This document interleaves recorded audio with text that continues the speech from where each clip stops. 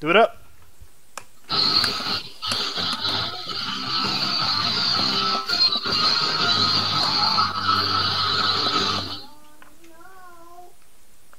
Last time on D&D and Alabar, the party ventured to the Iron Steps fortress. They encountered a knack and a drunk. Assaulting the drunk, they barely brought him back to life, where he refused to help the party out any further despite his wealth of knowledge about the disturbed city. The party did not assault the drunk. The party did encounter Knack the Boot, who offered them direction in terms of how to get into the fortress. Opting for the secret escape tunnel, the party ventured down, attempting to traverse backwards the tunnel and all of its myriad traps. After encountering some difficulty, the party realized there was their normal, underhanded shortcut to get past the iron gate. Doing so, they traversed downwards what felt like over 100 steps, each third of which was trapped. Seeing the tunnel continuing on, they also found a door to their right. Within, they found safety, rest, and resupply as they gathered their wits and arms for the battle to come. What happens next? Find out tonight on D&D and Alamar. As the battle continues against the demon lord. I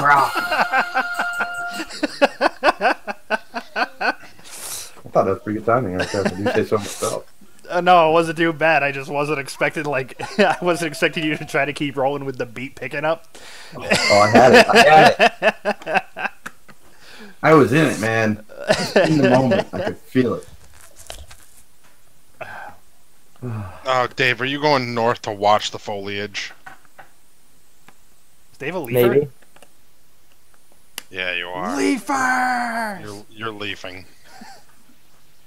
What a weirdo, Dave. Do I have... I believe we finished last session with Restin in this, right? Yeah. Yeah. Alright,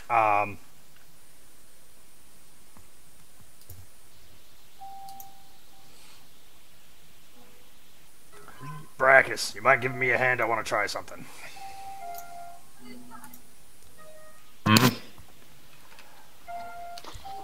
Could use some assistance from Palor, I think.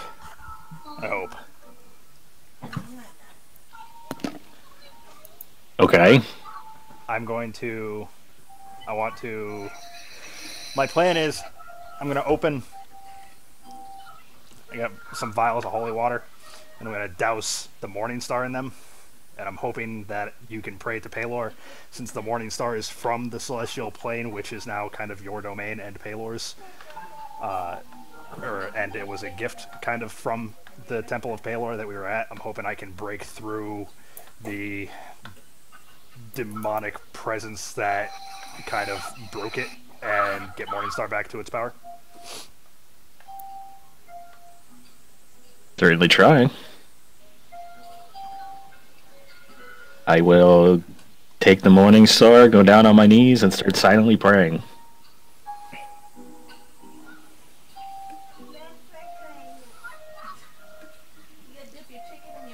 We doing anything else? You just praying over it? For now, yeah. Alright. Anything particular you want to say, or just general prayers?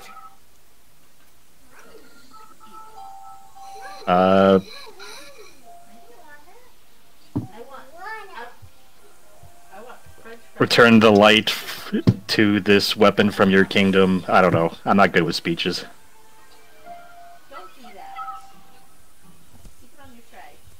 Anybody else doing anything while that's happening?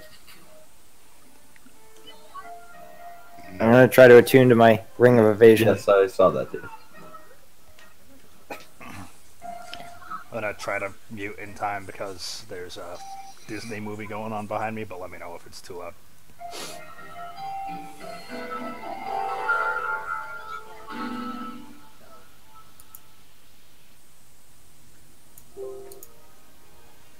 Badger, Belmar, anything? No, I said I wasn't doing anything. Okay. I'm gonna search the room for any signs of that doll.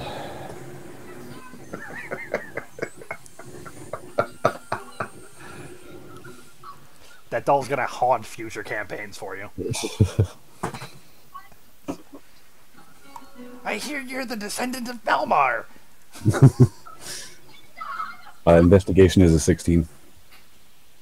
Are you looking for anything particular, like that you think would be a sign?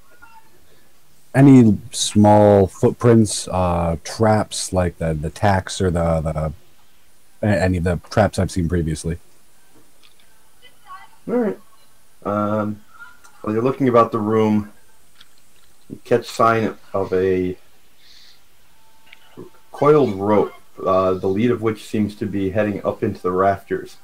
And as you follow with your eyes, you can see that there's a larger coil wrapped around one of the the roof posts, and you can see what looks to be a crude noose tied. If you hadn't looked for it, you probably wouldn't have noticed it, as the noose is not lowered, but instead seems to be slightly crusted on top of the banner itself to avoid immediate notice. How long does the rope look? From coil to the ground all the way up, well over 50 feet. All right, I'd like to do what I can to release it, pull it down, untie the noose, and add that to my inventory. All right, And, give me a dexterity check as you do so. Or sleight of hand if you have it. Dex is a 15. All right, give me a perception check. That's a 24. As you start to pull the rope, you note that for every 6 feet or so of the rope, you can see there has been a jagged needle shoved through the rope, as if to catch a hand of somebody that was pulling it. Noticing it, you're able to avoid it as you untangle the rope and bring it down. Yeah, I'm going to pull out the needles as I go. And as I coil it up and put it in my bag, I'll mutter some thanks to this strange doll. All right, Brackus, give me a wisdom check.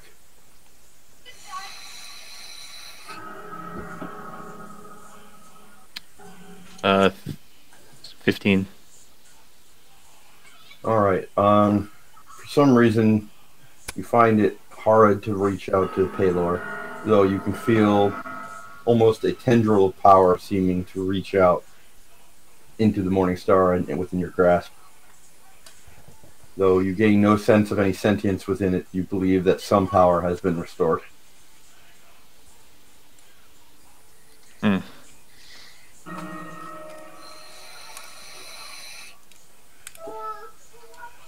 Difficult to commune here. Too much darkness. I've done what I can. The darkness. I appreciate the effort. What do you want? You want this and I'll eat your chicken nugget? Everybody give me a wisdom save. I can't wait for my kid to start talking so she cannot just cry and scream like she did all day today. Oh, careful what you ask for, man. Trust. You said wisdom save? Yeah. Jeez, Belmar. Ugh. I know, it's hard. That's because it was reheated. Is it okay? You don't want it? Are you all done? You want the chicken nuggets instead?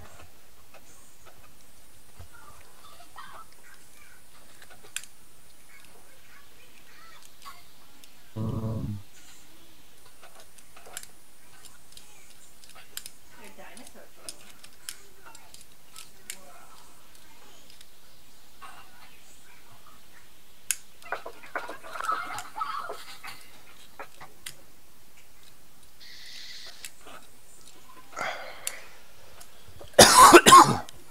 I've been a little distracted these last couple sessions, so I'm putting my fucking badger face on for these last 2 or 3. I got an 11. Yeah. You're all about to get a message, but customizing it. So.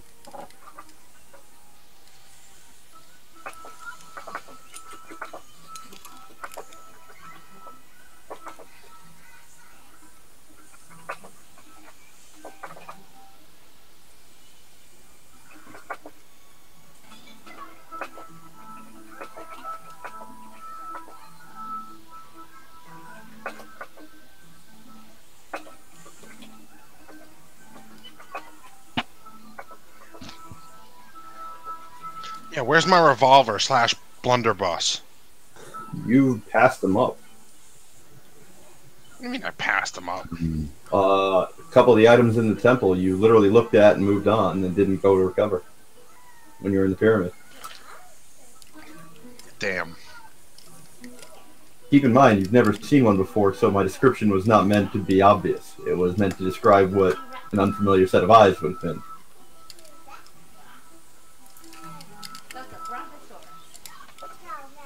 Well, you can give me one now. I'd be cool with that. I haven't visited dwarves or gone to Damaris.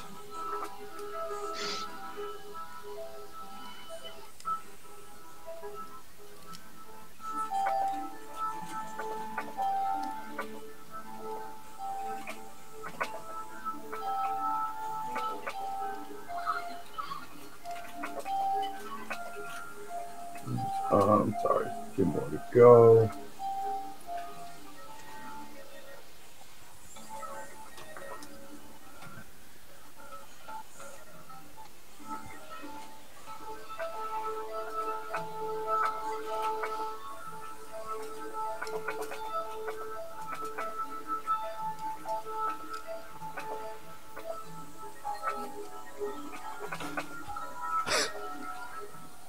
Holy hell! What? Okay. Oh, cool. And Evan, you had an 18.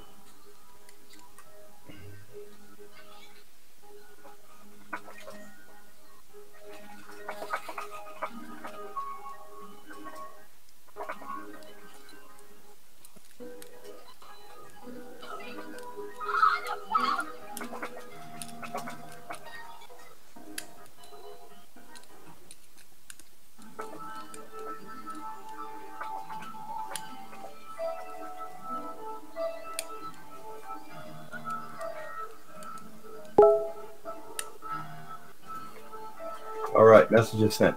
As you stand there, you all seem to rock under the force of some kind of pressure. Belmar collapses altogether, falling unconscious, and you all see as Badger drops to his rear, clearly stunned. The rest of you all feel something, as typed and described. Alright, so I'm... Wait a minute, I had myself at advantage for my wisdom throw? I don't know why, though. Whatever. Pretty sure Alderaan was just destroyed.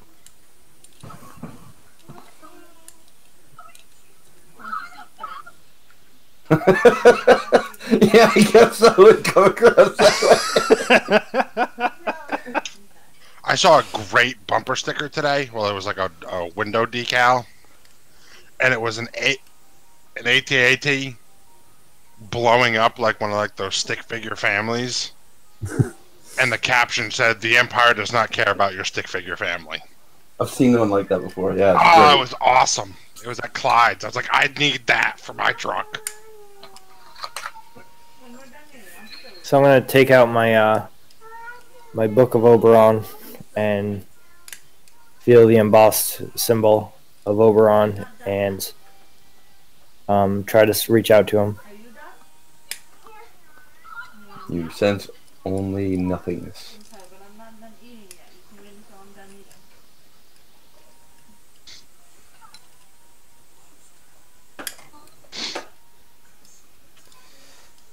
This bitch has got to die. Are we back to everything Dave says is in character?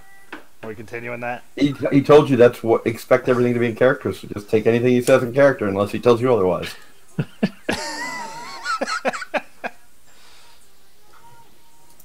Dave seems very nonplussed about it also. Just run with that. Right.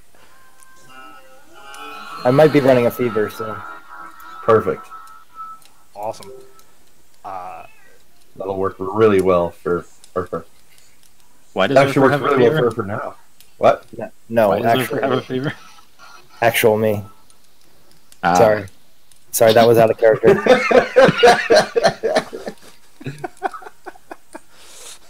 Oh boy. Fair call, Chris. I don't know what Urfer's individual message is, but was there how what's the change in reclaiming Morningstar after the prayer to Palor? Anything noticeable? You can treat it as a +1 Morning Star.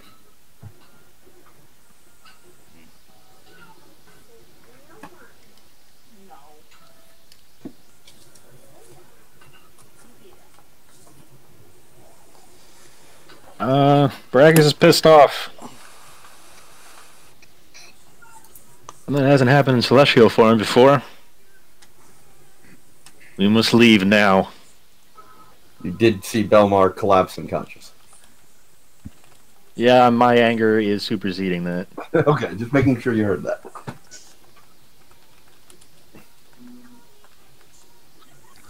We must leave now, and I'm assuming you mean continue, right?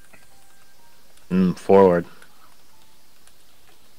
At that, I pull out my short bow, knock an arrow to it. I'm gonna go over and give Belmar a little slap awake. Like, hey,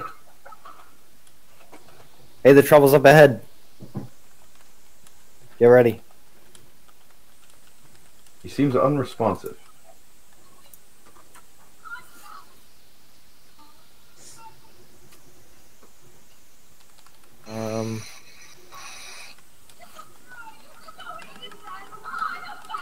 Someone want to heal him?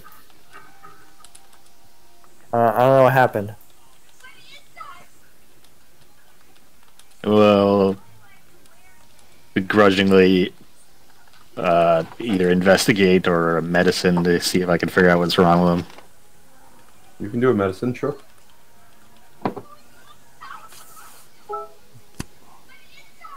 Begrudgingly.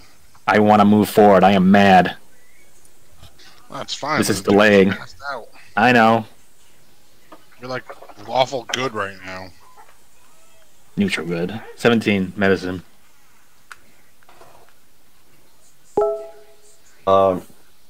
Seems to be just straight unconscious. Your best guess would be whatever blast you just experienced, he seemed to have as well. And your best guess is he just didn't have his defenses up and took it a little harder. You expect he'll come around shortly.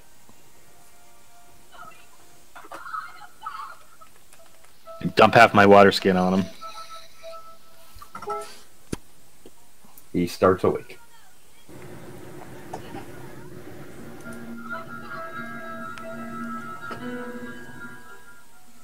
You alright? I'm gonna kind of shake myself awake, take a look around at the room. Thank you. What did I miss? Every moment that passes, the darkness grows. Palor, something's happened. We have to move on. We have to finish this. All right, I need just but a moment. I'm going to produce my water skin. I filled it with the water from Moth, the tree ant, back at the temple. I'd like to drink a little bit of that and kind of get some of that moisture on my hand and make the symbol of Sylvanas on my shield with that. And let out a good pray to Sylvanas before I go off. Drinking a little bit of the water, you feel your exhaustion ebb. The other part stays, but your exhaustion goes away. Well, you draw the symbol and you make your prayer. You get a sense of nothingness as you do so.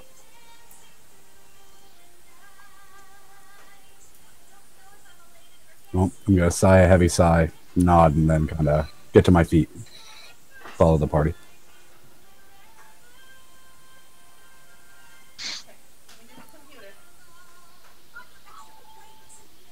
Watch out. All right. So everybody's on their feet. What are we doing? Leaving and progressing further down the tunnel. Yep. Moving out of the safe room. What comes next? Say cum sticks? What comes next? What? Yeah. I Called you a- cum called you a cunt Get stick. your mind out of the gutter, Chris. Jeez. Jeez, man. I don't even know what to say to you anymore. Give you a problem with Taylor and you immediately go the wrong way altogether. Jesus. Maybe we should turn you back to a tiefling with that mind. Alright, so we're leaving the safe room. Yep. Yes, sir. As you do so, you hear an almost instantly hearty chuckle emanating both in your minds and down the tunnel. You all recognize it as the voice that has been speaking to you off and on again for a while now.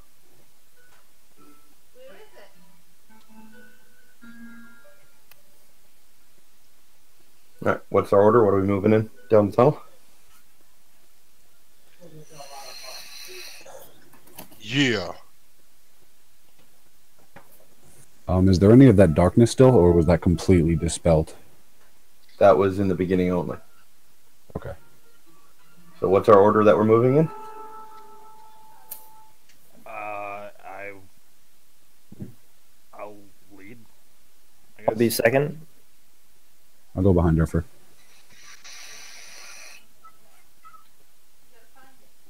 Alright, so we're just walking down the hall. trying to keep an eye out for traps and whatnot. Alright, well give me a perception check then. Natural 20. Alright.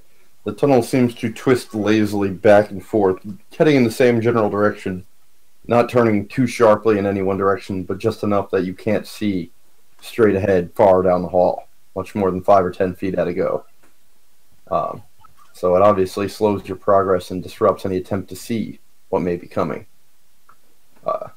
As you do so, Trebok, you catch sight of 3 separate sets of tripwires, which you indicate to the party and are able to step over without problem since you've noticed them and point them out to the group, Is it behind? assuming nobody wants to trigger them. Oh, okay.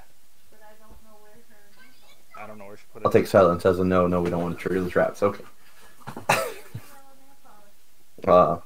As you continue down the hallway, you catch sight of a long chain with an iron ring on the end, hanging on your right side. You see no form of egress outside of the tunnel, continuing twisting forward, but it stands out as you haven't seen such an item before. So, long pole chain with an iron ring. Mm-hmm.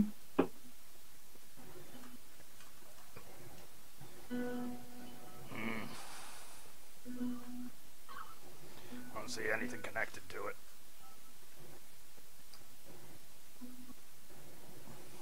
Give it a shot.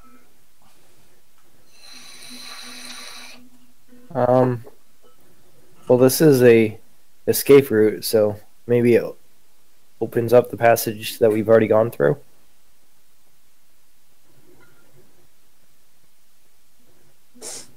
Could reset a trap that's up ahead as well.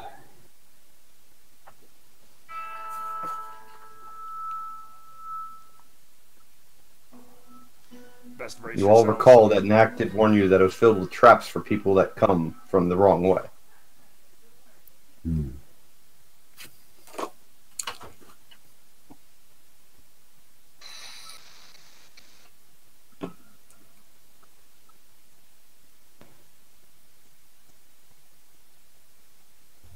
Well, we got 2 options: pull it or don't.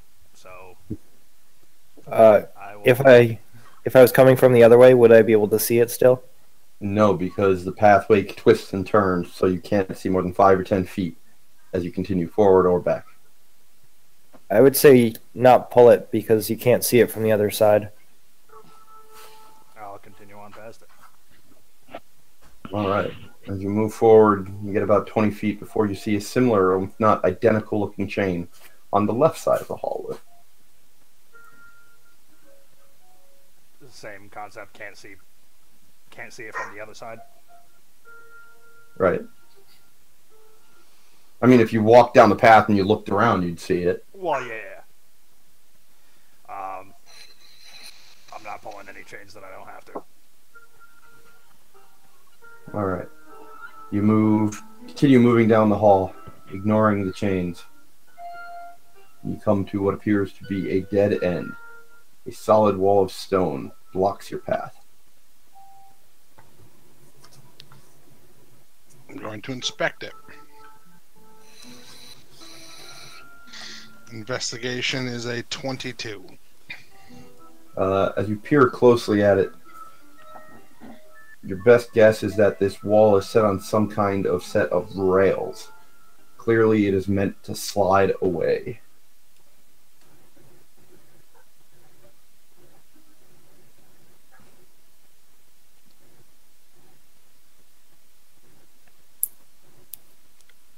If it's meant to, well, I guess I wouldn't know. Is there any handle or... The stone appears to be perfectly smooth, blocking the path completely. This wall, it's on rails. How many pulleys did we pass? 2. Can we just push it?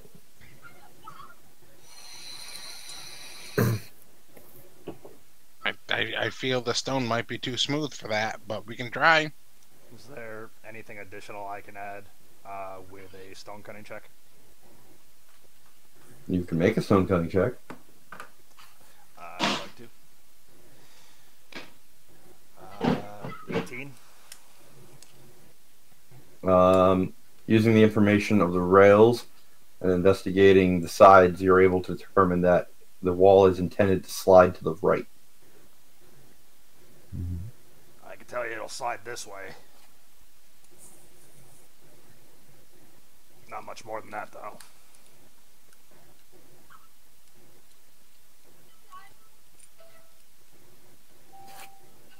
I will attempt to slide the door myself, even if smooth. Strength check. I will aid. Go ahead. 17. What's it yours, Dave? 7. No. Alright, so he's unable to add any assistance. You got a 17? Yes. Struggle as you might, the door seems fixed in place. Though you have a hard time getting a solid grip or even a workable angle, your best efforts result in nothing but additional strain on your own muscles. Tough to get a grip or an angle. Seems secured in place of sorts. Everybody give me a perception check.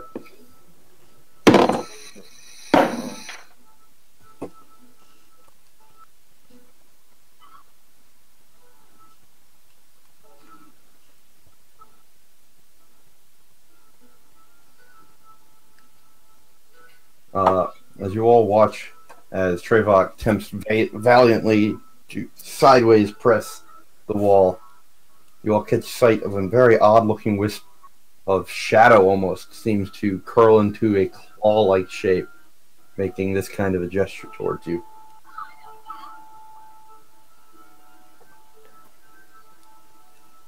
Seems to creep from the sides and cracks around the wall.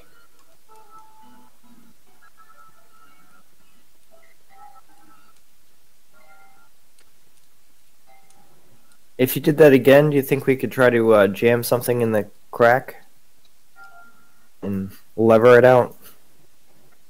You resulted in no movement. There are no real cracks. It's just the slight edges. It was a shadow emanating from it, yeah.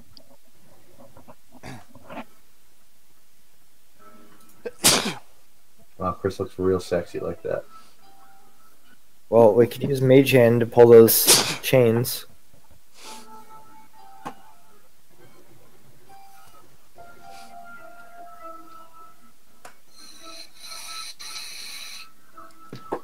Yeah, I agree. We should try one of the chains. I'll never understand these these fiends gesturing at us as if we aren't heading in that direction anyway.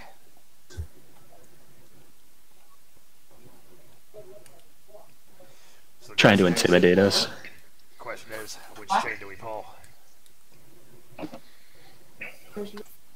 Well, if the door is supposed to open to the right, I would assume we would pull the chain on the right.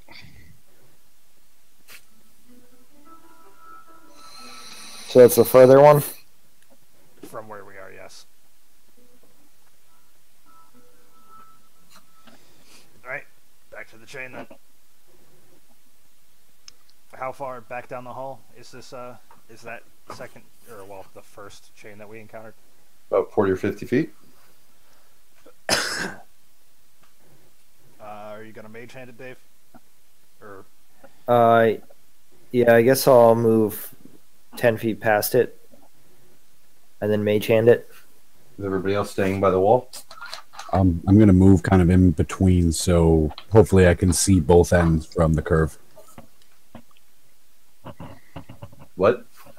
You said the wall's kind of curved, so we can't see straight down it. I want to kind Right. of position myself so I can see, like on the curve. I want to position myself. So you can see what? The door and as much of this chain we're pulling as possible. You wouldn't be able to.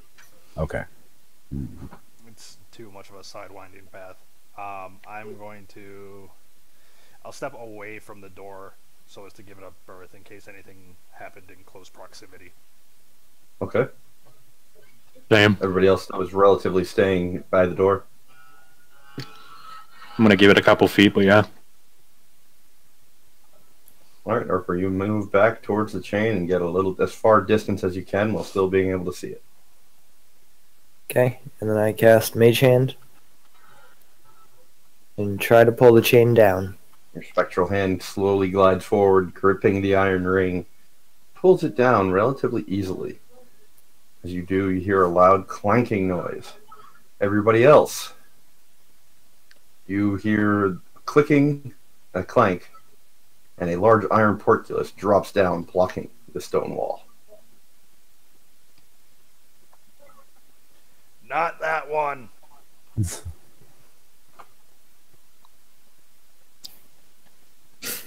Do you want me to pull it again?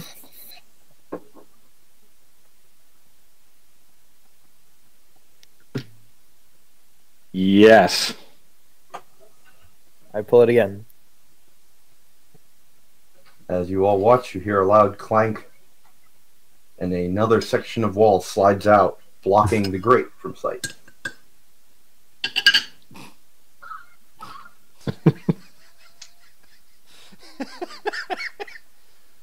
Do you want me to pull it again? Try the other one. I'm gonna move up some, as far away from the other one as possible. And then pull the other one. All right, everybody else give me a perception check. Harper, you hear it move smoothly down once again. You hear a clink, a clicking noise. Everybody else, everybody stare. but Baracus, you hear a grinding sound as something in front of you seems to slide, though you nothing visible, as your sight seems to be blocked by the second stone wall.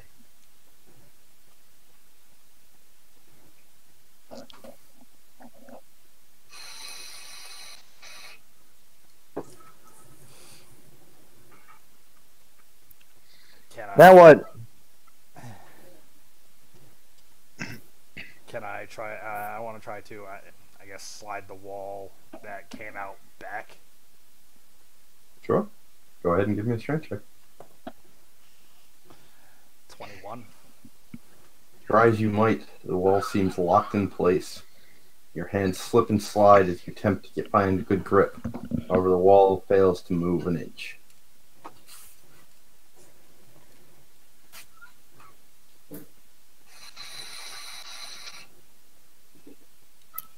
What's happening in there? I can't see. Do you want me to pull it again?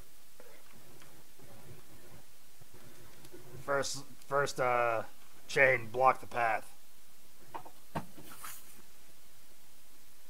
Twice. Heard sliding from the second. Don't know if it opened the path or just another wall in the way. I could try to break this first wall. Don't know what the outcome will be.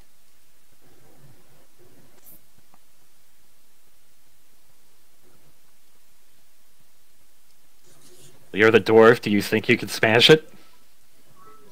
Well, I mean, last time I cast this, it was effective at breaking the stone column, but that led to us fighting those Grick, so...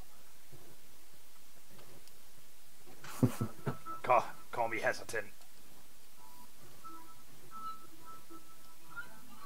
Just steep for a minute, honey. But I'll certainly give it a shot.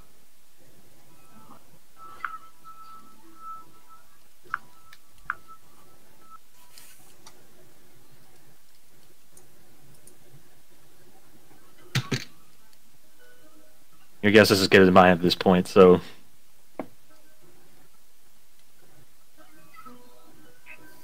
Orange, can I investigate the walls Of course. while he's doing that? Which walls? The walls to the right. To the right of the chain or the right of the door? Um, Or the your left? right. From the chain all the way to the door. Sure, that'll take a little bit of time. But yeah. I figure it'll take him some time to break down the wall, too. Actually, before I shatter or anything, how would you? It seems like we're in a. I mean, we're obviously in a tunnel. What's the composition? Is it stone? The floor appears to be flat stone. The walls seem to be packed earth, forming an archway overhead. I'm not going to shatter. I don't want to cause a cave-in. Urfer, yeah. You see Urfer poking at the walls, creeping his way up towards you. Not seeming to find anything.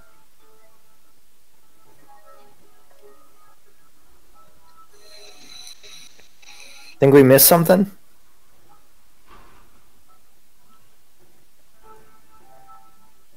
Or if I just keep pulling those, it'll eventually open up in like a pattern. If I do it enough, I don't know. The first chain you pulled seemed like it closed two doors, or closed two gates rather. Perhaps if you pull the second one again, I'm at a loss. I don't think I can really break this wall down easily without possibly burying us, which I'd like to not do. Okay. I'll go back to my position and pull the second one again. The closest one to us. Or to the door. the closest one to the door. Yeah, with my mage hand. All right, everybody else roll initiative, perception again. Sorry. Shit. This is one of the Final Fantasy monster wall fights.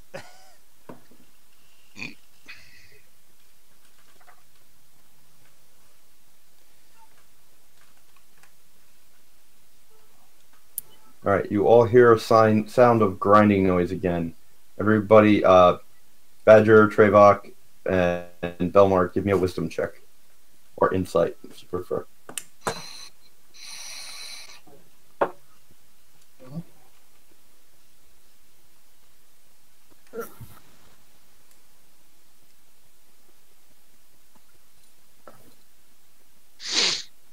What were the rolls again?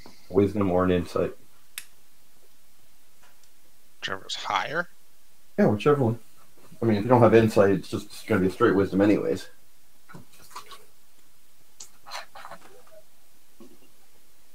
Did you find it? Yeah, it's a whopper. Yeah. Alright, Belmar and Trevok. Now that you've heard the noise twice, you realize whatever that chain's doing, it seems to be sliding that first stone wall back and forth. What you just heard was it sliding back into place. No, I just shut it again.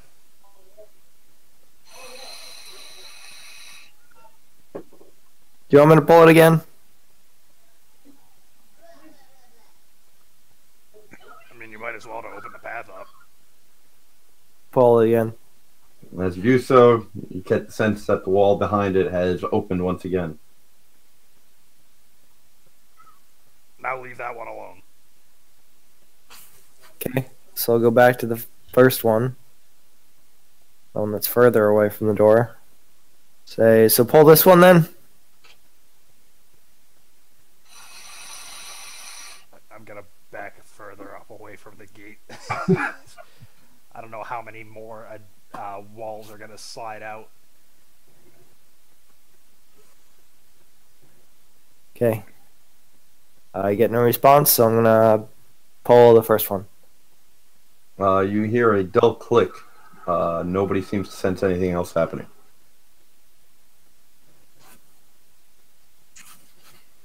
I heard a click. Didn't do that before. Yes, it did. There was just things accompanying the click. Oh. Now it's just an empty click.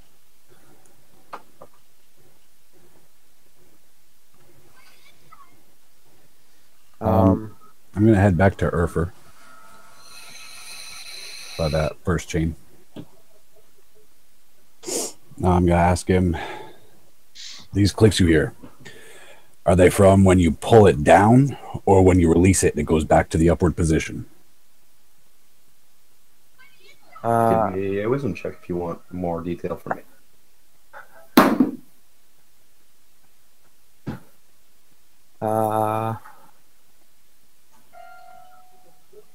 19. You believe you hear it at the very bottom of the pull. At the bottom of the pole. Pull it down and hold it. I have an idea. Alright. I'll pull it down and hold it. You once again hear a hollow click, followed by nothing else that you can tell. While he's holding it, I'm going to go and pull the second chain. Alright, as you hear the click from that, the rest of the party hears the dull grinding as they get the sense the wall has returned to its original place. Nope, door's shut again. Blast. Pull it again. And you hear it sliding back. With it held down, can I move the walls physically now? I'll give it a shot. Try to... Give me a strength check. 15? The wall fails to move. Still won't budge.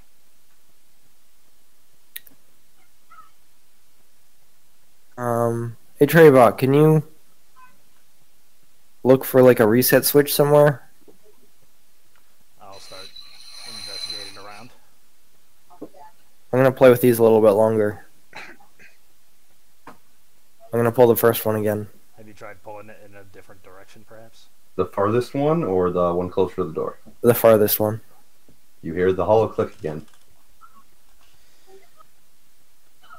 Yeah, is there another way that I think I might be able to pull it to like trigger a different action?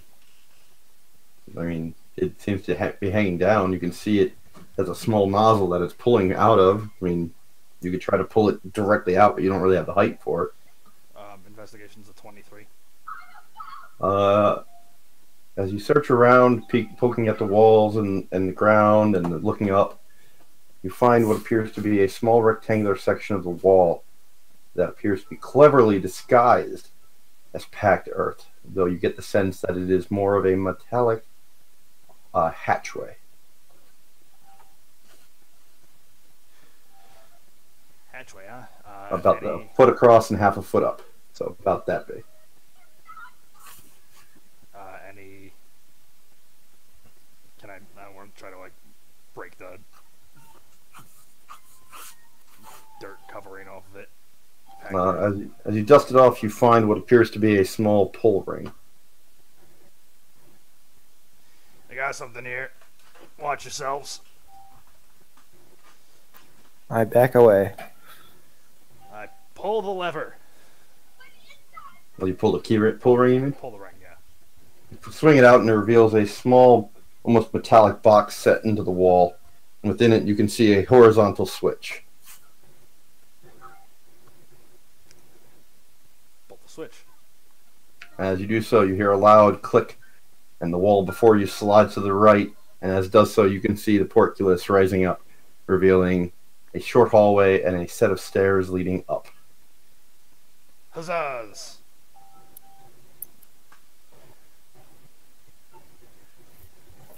to the stairs.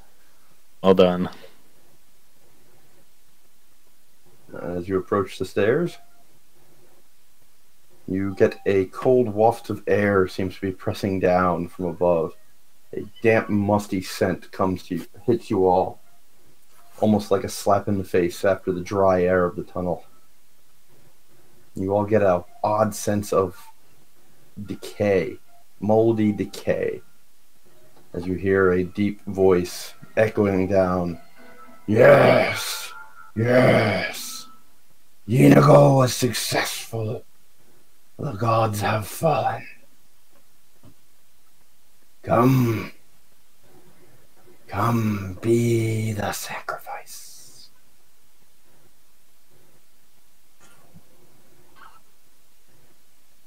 What was successful? I didn't catch that. Inigo.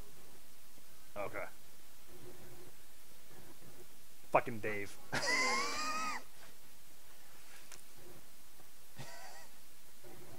God damn it, anyway.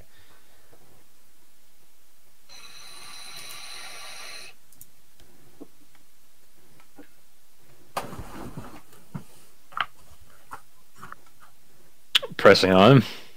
Yeah. Well, you're at the stairs, so I just want to, if you guys want to do anything in particular. I'm hesitant about the stairs. That's why I figured you would be. That's why I was pausing as opposed to saying you run up the stairs, you all die. I'll try to poke the first few. With what? Sword. Alright. You seem to get no reaction. I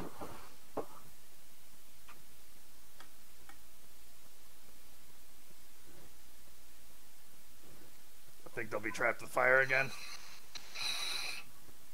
Perhaps every third.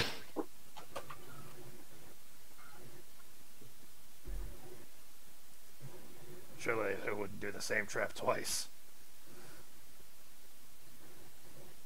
I shrug.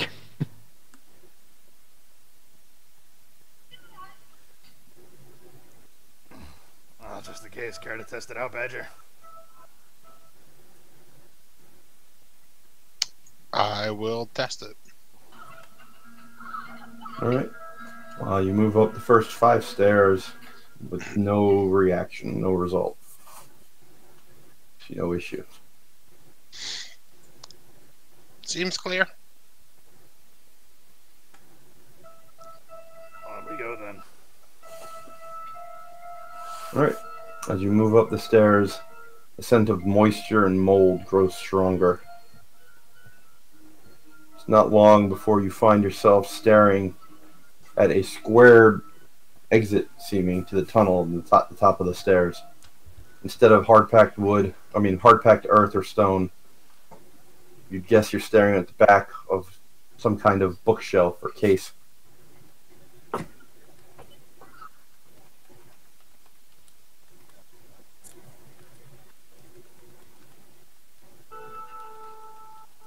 Must lead into the...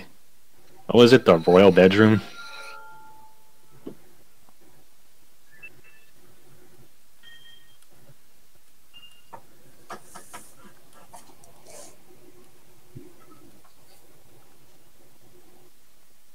You want to push it? Yeah.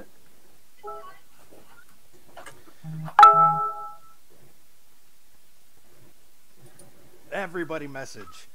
I'll give you a hand with moving the bookcase or.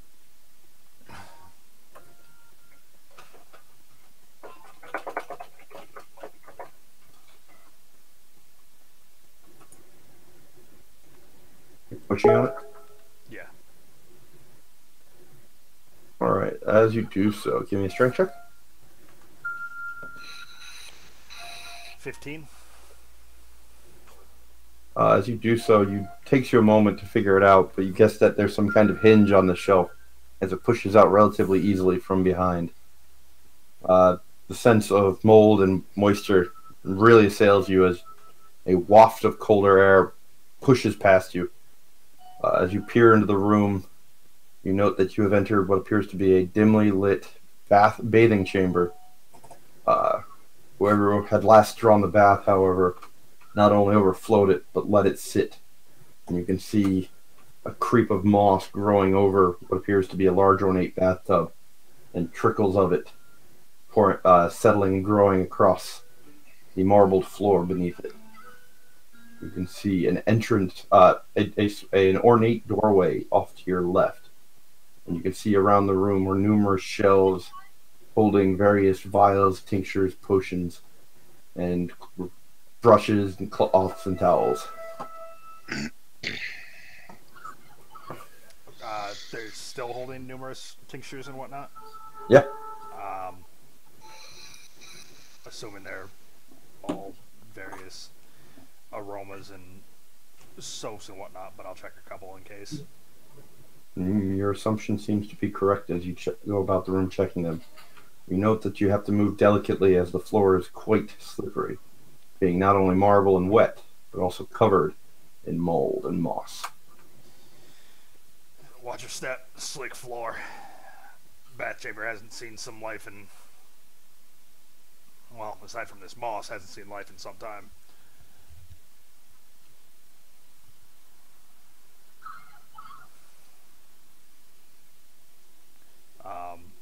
Everybody's BRBing. There's a doorway out.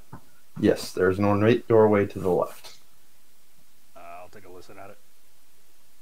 Give me a perception check. What's the doorway made of? Stone? Wood. Ornate wood. Okay. Perception's gonna be a 16. You hear nothing from the other side.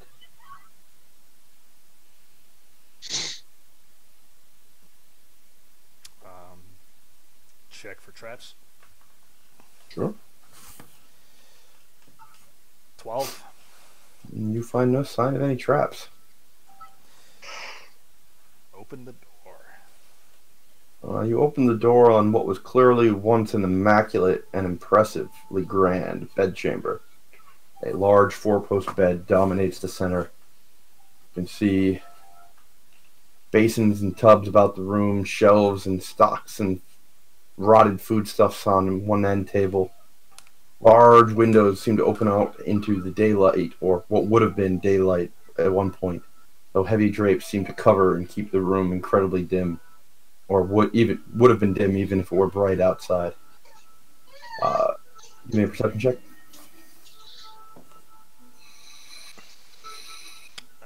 19.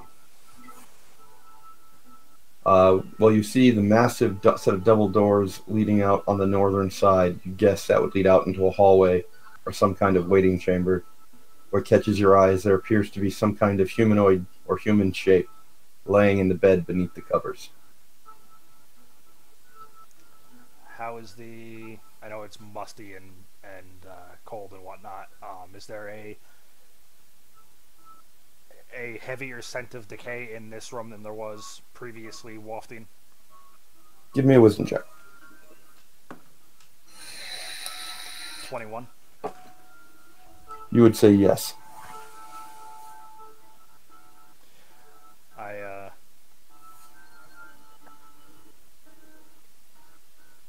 motion to the bed as silently as I can, just kind of pointing over, and will draw Flame Tongue and go to... I don't want to remove the cover from Nice. I don't want to like pull the cover up from like near where the presumed head would be. I'd rather like pull from the foot of the bed. Okay.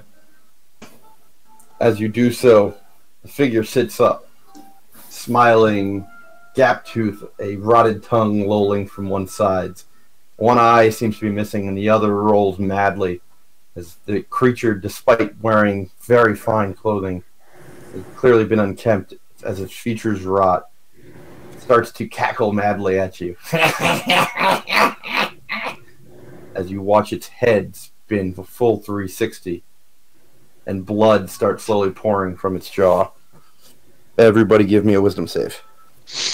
Wisdom saving throw. Yeah. Fuck is going on right now? We've entered The Exorcist. That's kind of what that's trying to be an homage to. Yes. Wisdom save. Wisdom save. Jesus. I need to There's a check- little homage to that, sure. It's what I felt it was. Thought it was pretty good.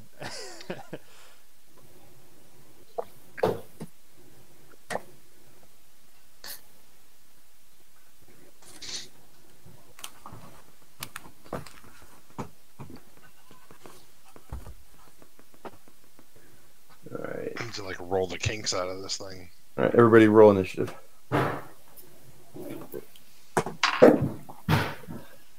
Jesus. That's a shitty initiative. Keep the chain going. Come on.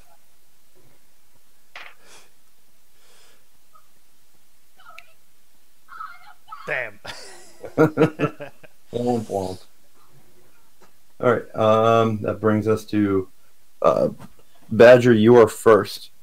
You're currently staring at a upright seated, vicious, zombie-like creature staring at you.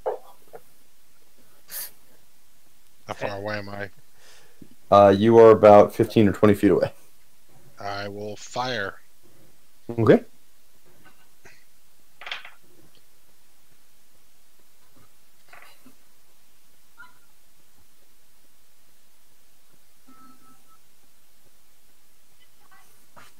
Sonic, get off me. Does a 16 hit? 16 does hit. Is it undead? No.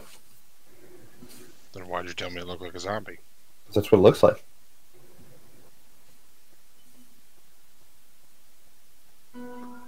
Fiend? Mm-hmm.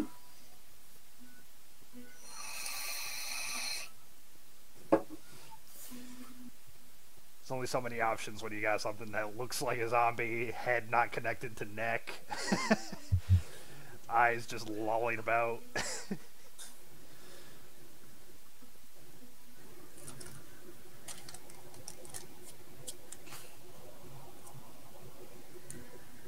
$21 damage. Alright. You have a magical crossbow, right? Magical short bow. Short bow. Alright. 21, you said? Yep. Alright, your bolt strikes home, and the creature rocks back. And though it's hard to tell through its rotted features, it seems surprised that you hurt it so badly with that shot. Okay. I'll attack again. Okay.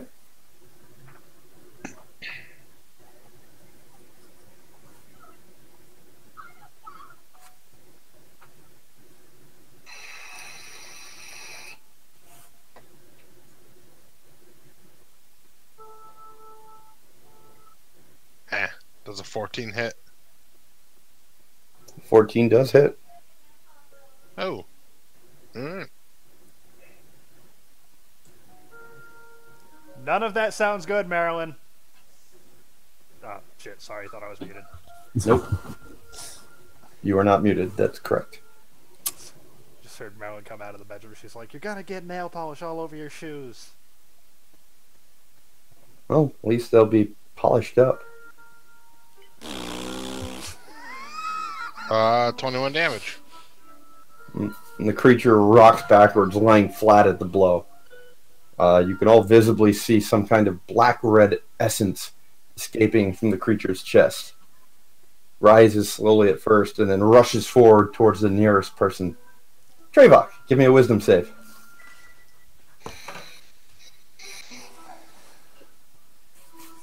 You do not want to fail this one. No, I don't. 21, and a yell of, "Not today, Satan!"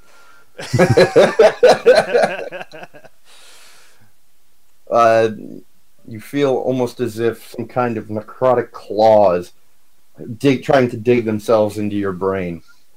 You provide yourself a bit of mental fortitude, grit down, and resist. Ooh. and you hear a scream of Oh. frustration blast through the room, and the essence evaporates. Are you excited, Dan? Evaporates like is no longer a presence that we have to You deal can't with. see it and you don't sense it. Okay.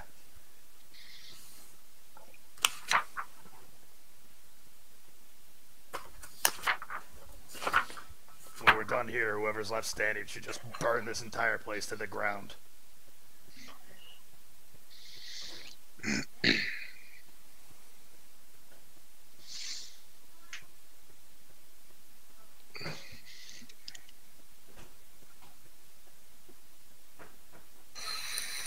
Out of combat, I assume. Oh yeah, sorry. I Um, thought that was obvious. My bad. no, just I should have made that clear. I like I said, I figured, but I just double checking in case.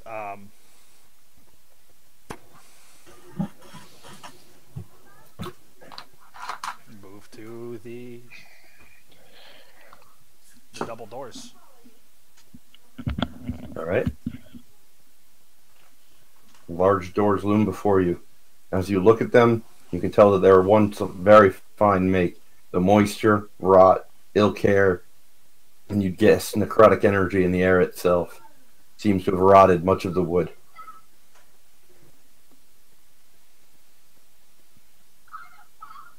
Open them. As you push them open, they move forward more with a grimy creak than with any issue of oiled hinges. You reveal to yourself a large, wide, 10-foot wide corridor leading east and west. You see empty torch sconces and the occasional end table. You can see what looks to be rotted tapestries, decayed and dead plant and vegetations along the wall, but no sign of life or movement. Based on supposed general knowledge of keep and castle layout, east or west look like it heads to a more clear direction of throne room. Does not.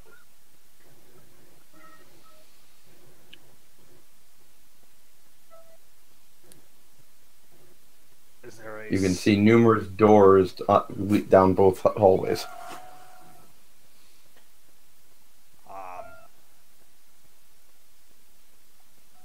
So it's so dark that you don't think you can. You don't see where the passageway ends in either direction.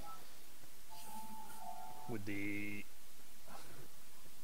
I suppose, the ever looming evil that is kind of feeling around, I don't suppose I can discern a direction from it. Give me a perception check. 26. You don't see any sign of shadow or any kind of darkness pulling at you, though from the east you catch the faint sound of something dragging along the stone floor. You'd almost say a sword dragging, though it doesn't sound quite metallic.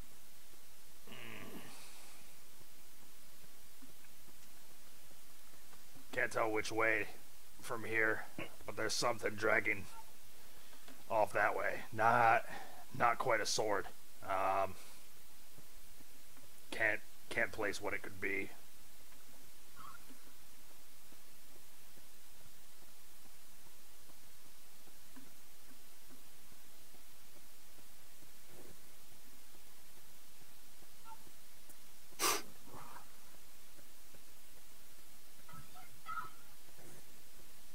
Hi, Chris.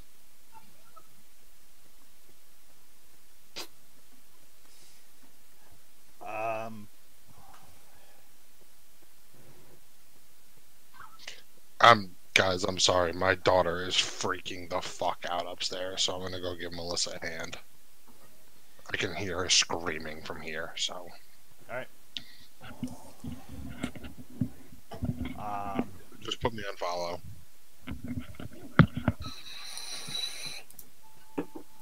Kinda have been. Welcome back, Chris. Cut out there for a second. Sorry. Okay. Should be. So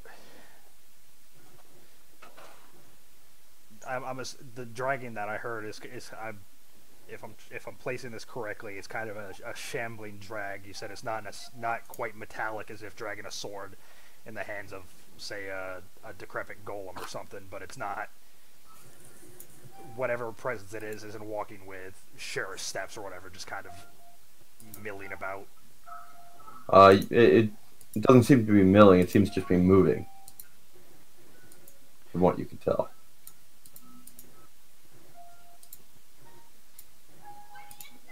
I'm gonna check the other way.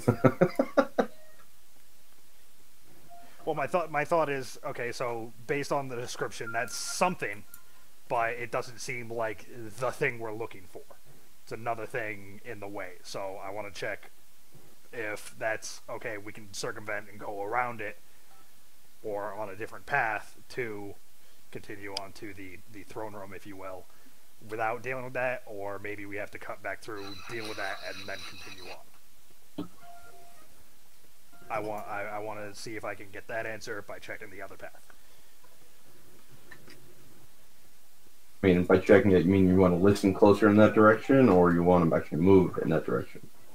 I'll move in that direction and listen in. All right. Give me a stealth and a perception check.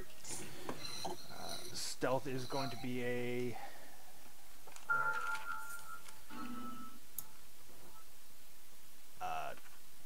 19.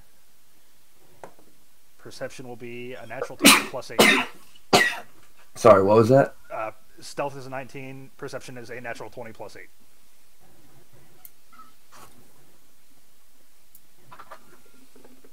All right. You move silently. Is everybody else moving with him, or waiting to see what he does? I'll see if I can motion wait here. I'll be back before I head off. All right. Just in case. I will follow that order. Yeah, I'm gonna wait here until Belmar casts Pass Without Trace. All right. You have a moment of surprise as you hear the sound of something almost right next to you as you pass by one of the nearby doors. As you look up, you see a tall, skeletal-like figure, almost robed in shadowy darkness. It has long, distended forearms and claws, its hands stretching out, reaching almost 15 feet away from its body. As you guess, this is something similar to what was dragging on the ground. Here's a quick image, if you can see. Ooh. Oh, hot damn. Like something out of ICC. What's your AC? 18.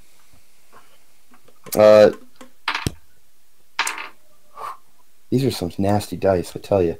I only break them out for special occasions now because they're gross. But it gets one critical hit and one critical threat. It does not hit on second critical threat. But in doing so, it hits you for... Can I borrow those? Dave, these dice would be dangerous in anybody's hands. Except Dave's. Dave would pass that taint on.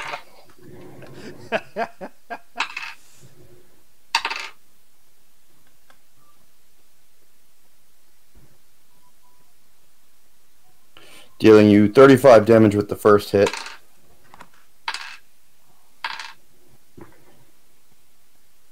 And 18 with the second. Cool. Welcome to not the last combat where I'm at half health.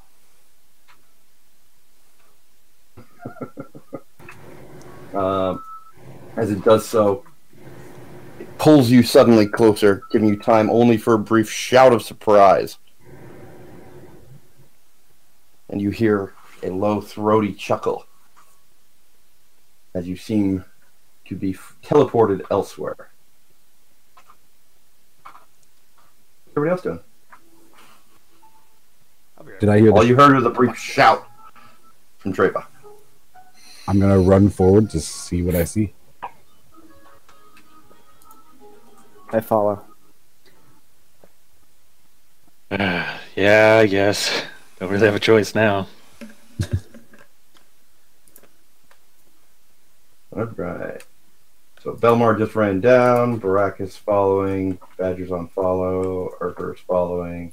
Trayvok somewhere dead by now. Fuck it. Once it's your turn, roll initiative for me, Trayvok, everybody else. Once it's your turn, I'll reveal where you are, but not that anybody will know. Oh, fuck. Alright. Jesus.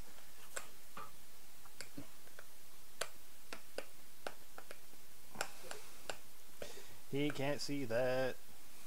No, I cannot. Oh no. Mine's at 24.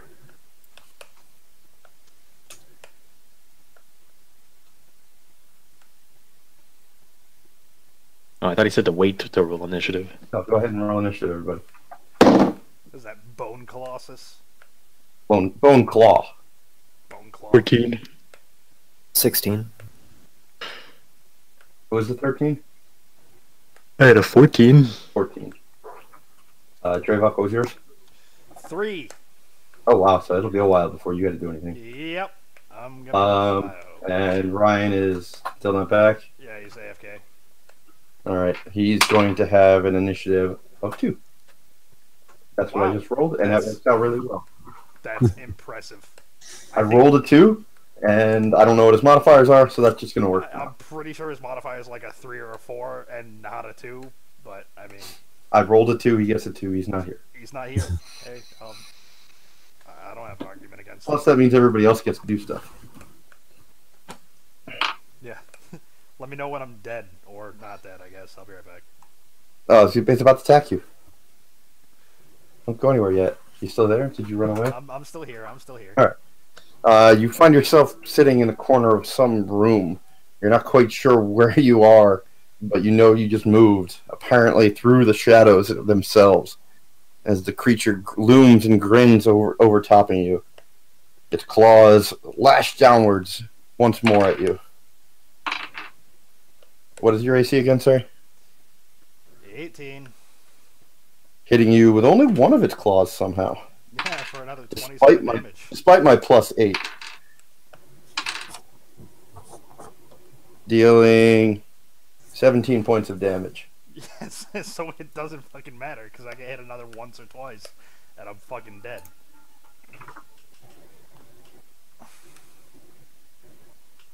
The creature cackles. You will be a good servant of the dark. Oh, sorry, Belmar, you're up. You were actually before him, but... So, what do I see? You see closed door, closed door. Now that you've moved, I can show a little more.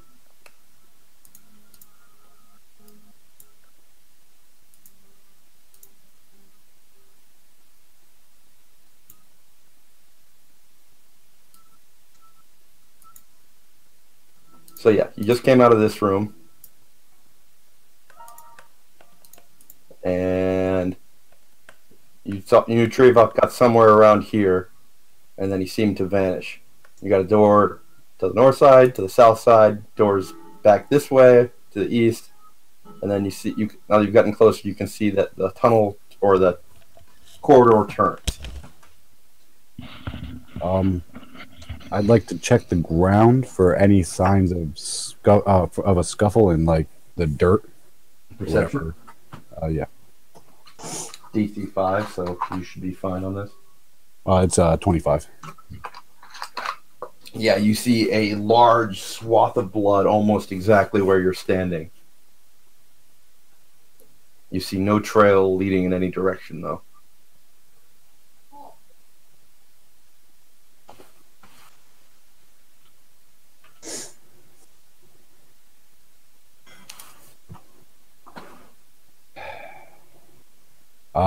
I guess I'll try the door right under me. All right. As you open the door, you reveal to yourselves You reveal to the group what looks to be a small servant's quarters filled with janitorial and dusting equipment. A small cot lays in the back of the room. A unmoving skeletal form seems to be sleeping upon it. Does not react to your presence. I'm gonna quietly close the door. Okay. And if there's still room in my turn, I'll try the other one. As you open this door, you see what seems to be some kind of guest chamber, not nearly as fine as the royal chambers you just came out of. Your guess would be this would be some kind of steward or servant to the royal, to whoever was in the royal bedchambers. The room, though fine by commoner standards, is not nowhere near as opulent as that of a royal or a lord's chamber.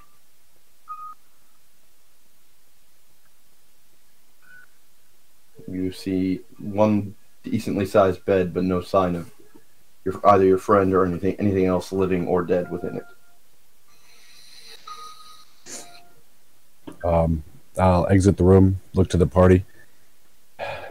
No one seems to be in that door. There's something in the bed of this one, but I don't think it's Trevok. Anything else? I'm going to dodge. Okay. Is that it? That's it. All right. We already did the Bone Claw's turn. Urfer, you're up. I'm gonna go to the end of the hallway. Which end? Yeah, like B17. 10, 15, 20, 25, 30. You got 30? 25. So, seat.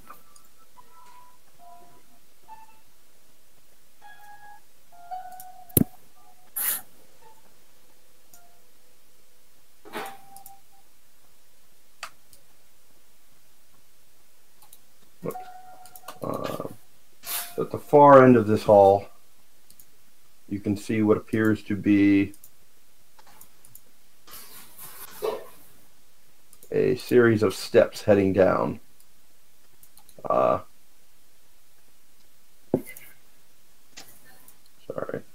There's. You also see signs of numerous doors along these walls as well.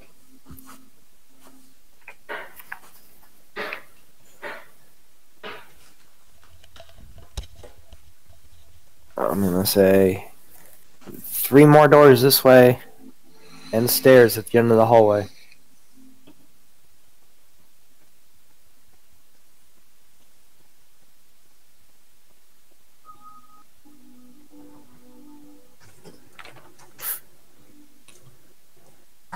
Anything else? I will take the dodge action. Okay. Baracus. I'll move into the corner and do the same.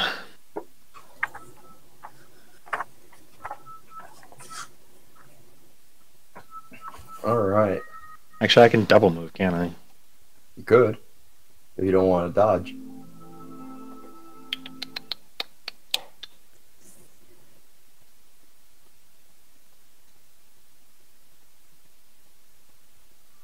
Fuck it. I'll move forward and open that door by your cursor. That one? Mm-hmm.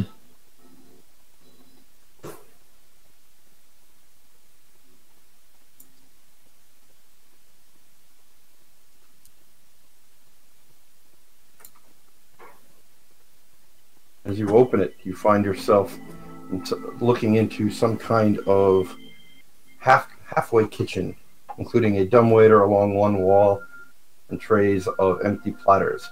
What most strikingly catches your eyes is the bleeding form of Trevok, standing beneath the massive bone claw figure before you.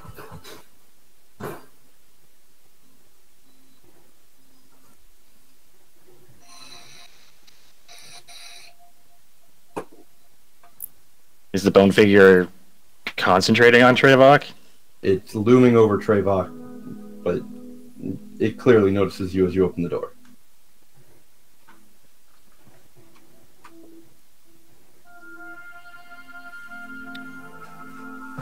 going to Knowledge Arcana to see if I can discern what the hell he's doing to Trevok. 23. All right. Well, you initially, you look at he's clearly torturing and battering down on Trevok. You recognize the creature before you as what's called a bone claw.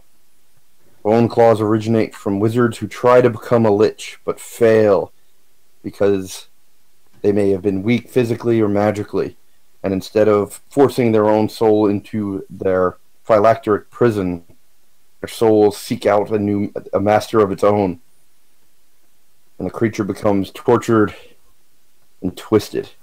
A vile creature hungry for murder and to twist those that it can capture.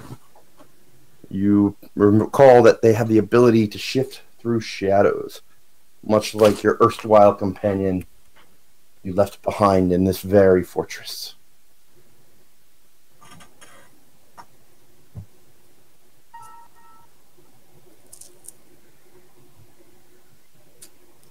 Am I able to discern if I were to put some distance between Trevok and the Bone Claw that it'll break this spell?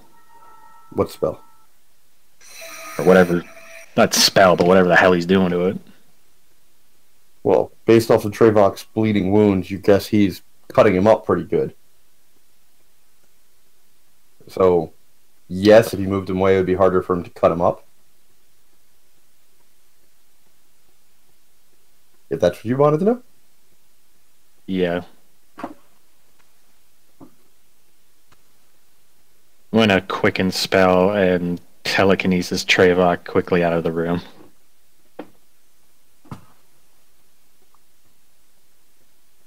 I forget Behind Urfer. Effective telekinesis is. 1,000 pounds. Alright.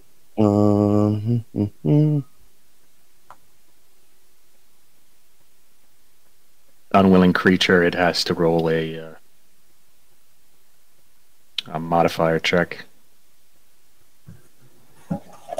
Alright, I'm assuming Trevok does not want to fight you. I would assume not. I mean, yes and no. Well, if you want to fight him, you can make your opposed checks. I'm not gonna oppose getting the hell away from this thing, but Chris loves to pull me out of combat. Well, your call. If you want to be pulled, if you don't want to be pulled, you can resist him. Nah, I'll get pulled. It's fine. Alright, so you're moving 5, 10, 15, 20, 25? 25 or 25? Where are you moving him to? There. Alright.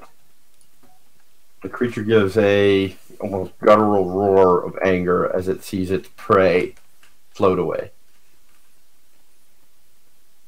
I'm going to take my remaining 5 and move up 1. As I get moved behind, I'm just gonna be like, attack this one, and point to Urfer. Wow. Okay. You can't move, sir. Fuck off. Fine, I can yell.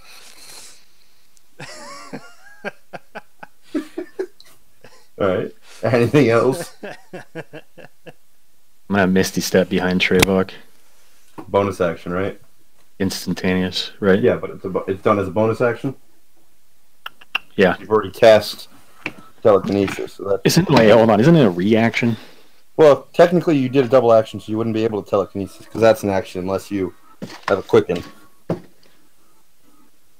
I had to quicken the telekinesis because of the double movement. You're right. You gave that bonus action and a reaction in a turn. If you want to use your reaction now, but generally you can only use a reaction as a reaction to something.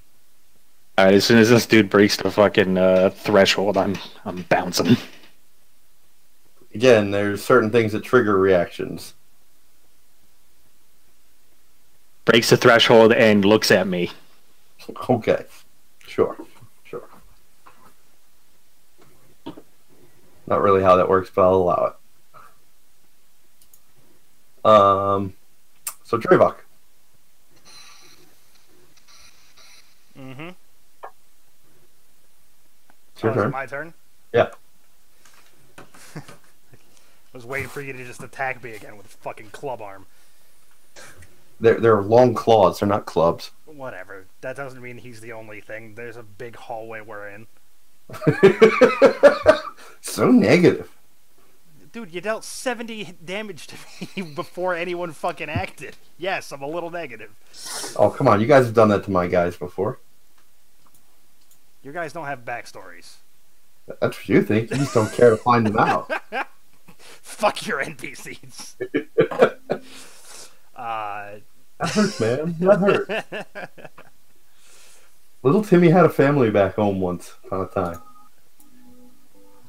Yes. That's the Bone Claw's name, is Little Timmy. Oh, yeah, little. Sure, tiny.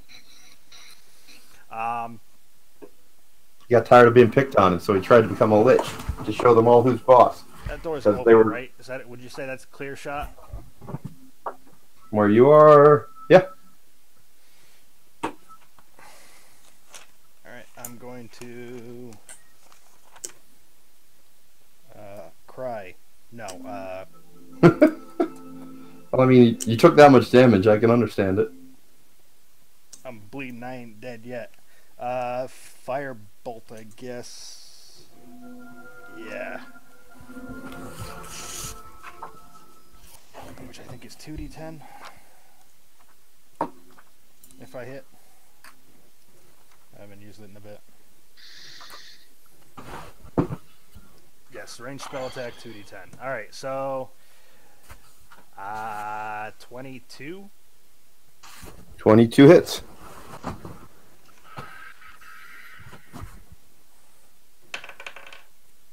Fuck you. Oh, okay. 6 damage. Fucking 1. I'm proud of you.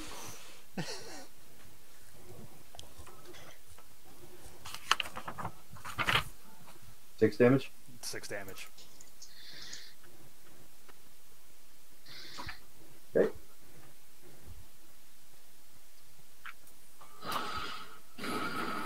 And that'll be it.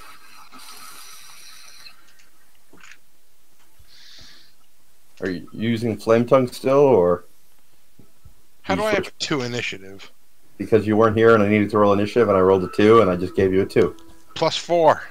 Well, you got a 2. Yeah, that argument was tossed out there, and he was like, well, I rolled the 2, so... +4. Yeah, well, already at this point, you're too late to act earlier in the round, so. But I'm glad you're back in time for your turn. So 2 worked out really well. I still have Flame Tongue wielded, yes. Alright, so the firebolt lashes out from the tip of Flame Tongue.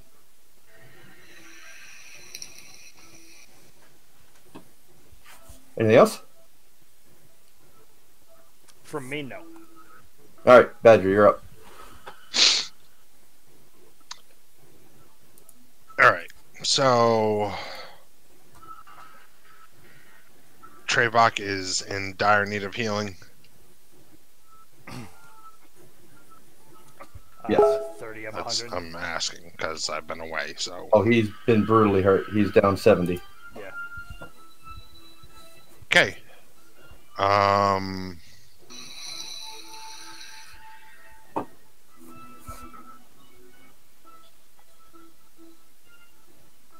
going to move up to him and cast Cure Light as a 3rd level spell from my Dagger of Maleki.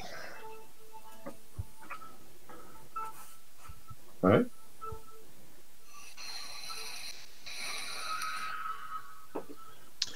So I place one hand on my dagger and one hand on his head and say a prayer. Though your prayer seems to wash against nothingness and cold void, the spell still seems to work. Wisdom.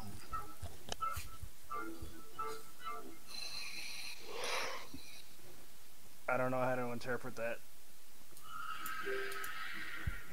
That's okay. which is fine. I know that's what you intended.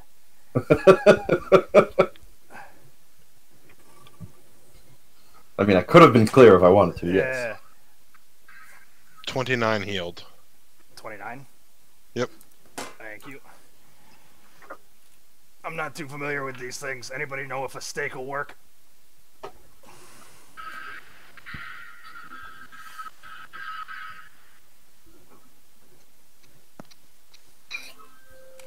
It's a failed lich. Just kill it.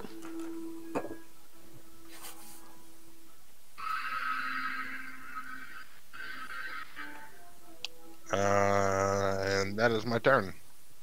All right, Belmar, you're up. I'm gonna move next to Baracus. Here? Yep.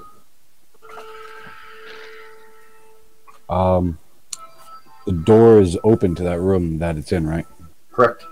All right. I am going to cast Daylight as an orb. Pretty much directly over the bone claw if I can. Okay. With a flash of light, the room itself is illuminated, along with the bone claw in all its shadowy majesty. Despite the light, the darkness cloaking the figure does not seem to dissipate, and seems to have no ill effects outside of banishing the shadows from around the creature itself.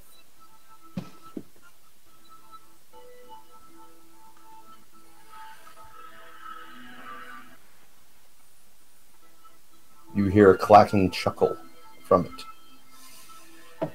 Druids shall die. The world will burn and plunge into shadow. That was Druid shall die. Yeah. He was doing that, saying that in response to Belmar's spell. I didn't catch the word druids. Yes, druids.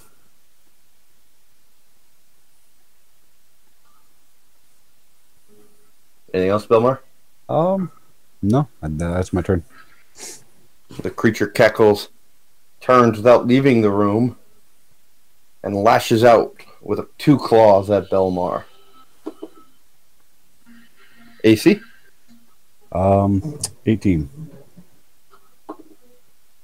Hitting with one, missing with the other. What is this BC that we're dealing with? BC. Is that what we're fighting? Oh, yeah, it's a bone claw. Okay. It's a failed lich. Dealing 21 points of damage. Is any of that damage necrotic? Piercing. Okay.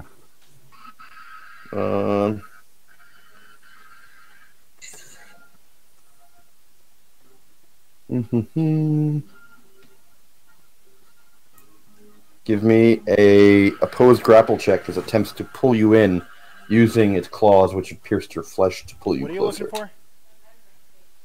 I have no idea. Was that strength? Strength or dex. Okay. As the attempted grapple, you have your choice. That's going to be 11 dex. Benny, You what find do you got in your yourself mouth? suddenly yanked forward off your feet Don't put that in your mouth. and pinned, grappled with it by the creature's claws.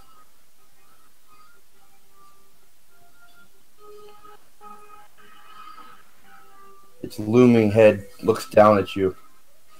Going to eat your soul in the shadows.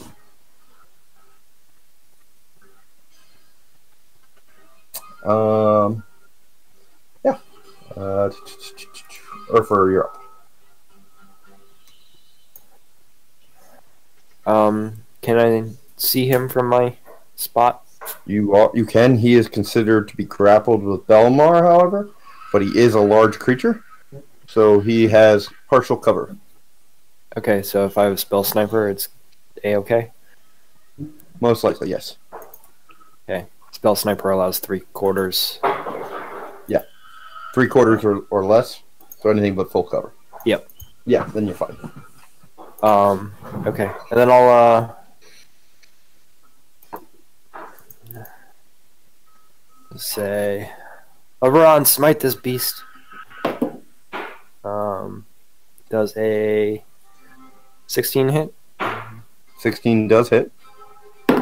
And 28. 28 hits.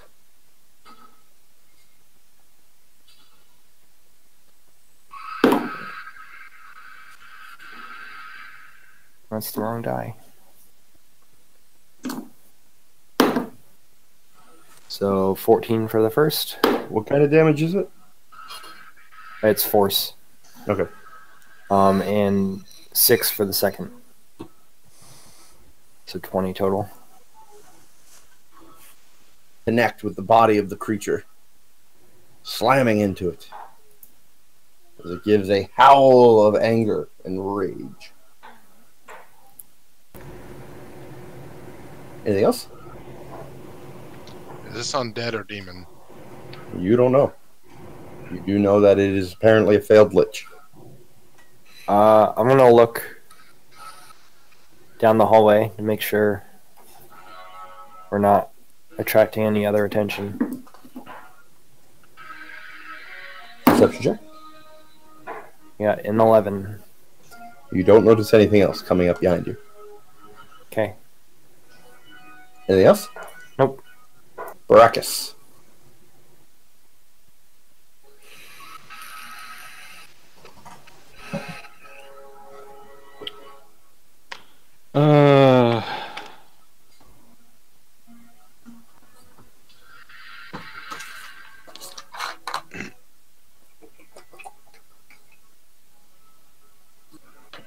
With my telekinesis, I'm going to try to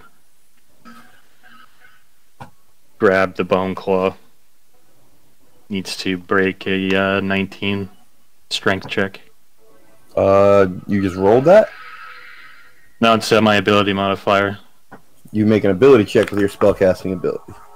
Oh, okay. So my thing roll +9. Maybe I'll get better than 19. Yes, I do. 28. Alright, you can move it. Keep in mind that it is grappled with Belmar.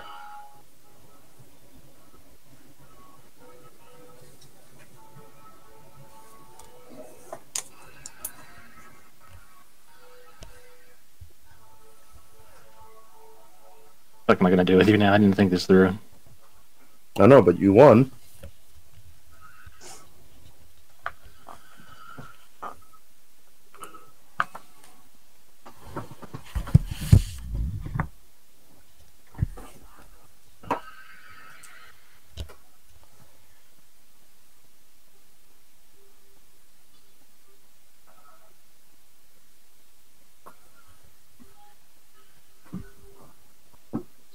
I attempt to smash its head against the ceiling to let go of Belmar.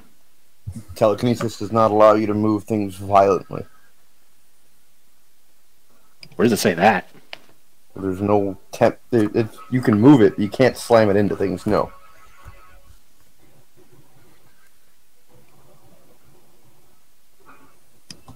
That was half the reason I took the spell.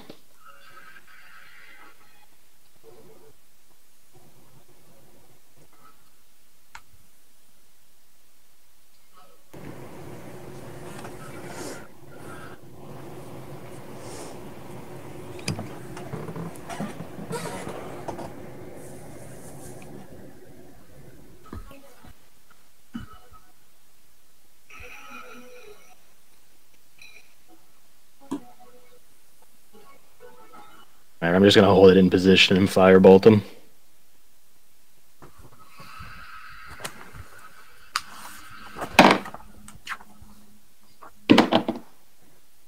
Okay.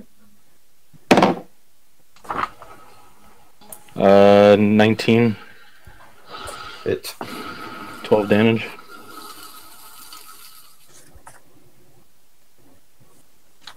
You have spell sniper as well? Mm-hmm. Alright. Alright, yeah. You restrain the beast, causing its speed to drop to 0. Attacks against it have advantage, despite its cover. And it has disadvantage on dexterity saving throws, for as long as the spell is maintained.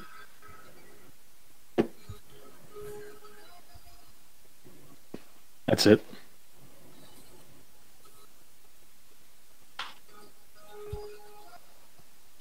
Alright.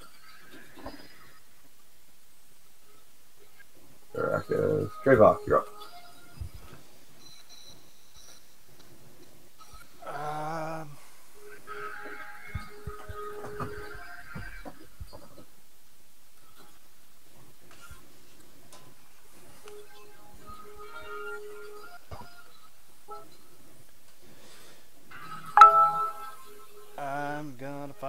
it again.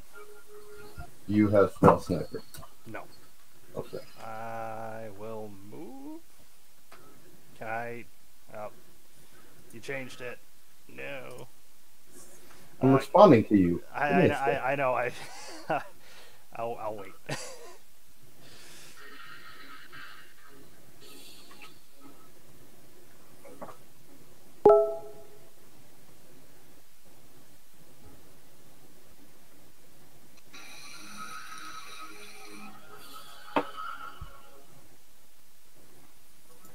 Your wait is over.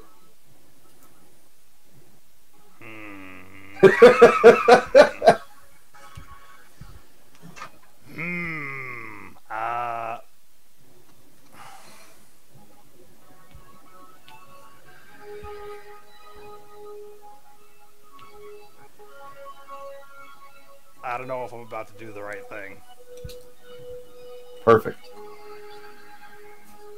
One of my favorite words to hear from people. That's what Lars thrives off of. Aha, maybe it won't be me this time. Good. It's always you, Dave.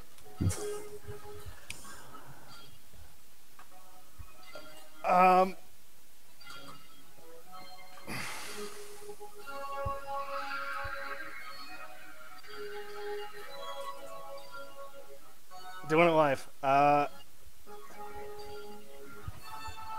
going to drop Flame Tongue, draw Morningstar in charge. All right.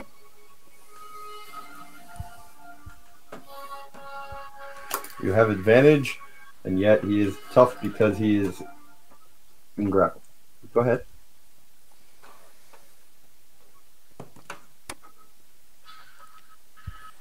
Uh, 21.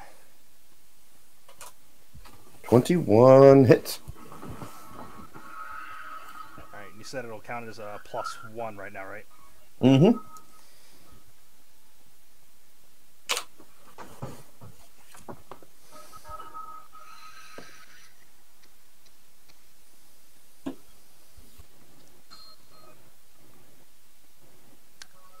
Uh, 17 damage.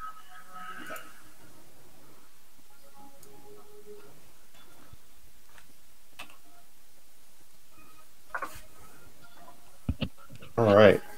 As it slams into your Morningstar, slams into the thing, a blast of white light emanates out, inflicting additional damage. And I will scream that, so you don't have to tab out if you don't want to. Just, let's go!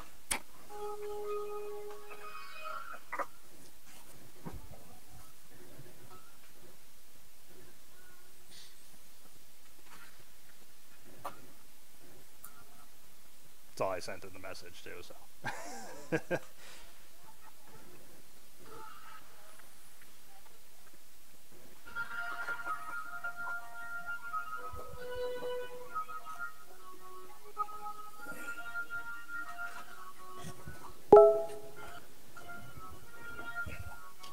Anything else?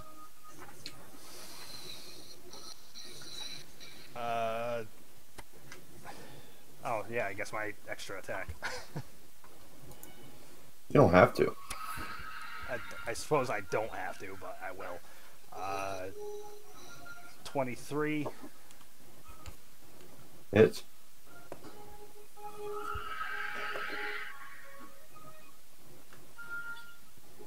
$16 damage.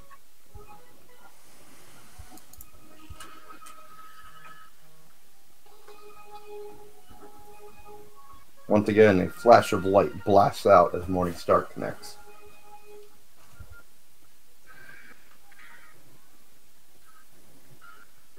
And that'll be it for me. All right, Badger, you're up.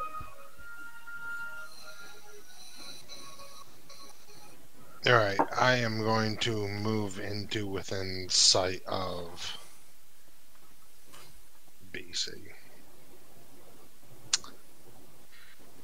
Is that, or was that 10 feet? Yep.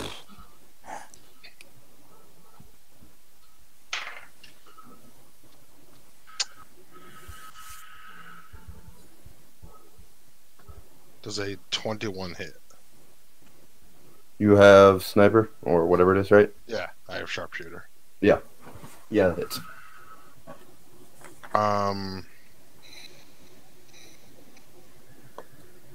Right, well, I'm hitting it with my short bow, so if it is undead, I deal more damage. go ahead. Include extra damage then. Alright, so...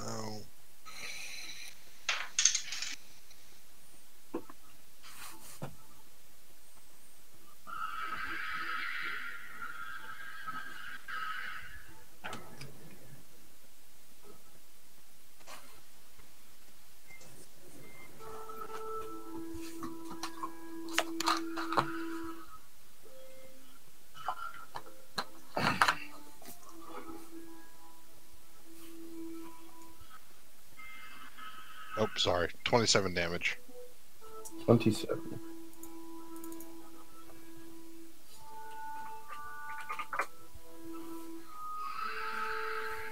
The creature hisses and writhes in pain, and then starts laughing.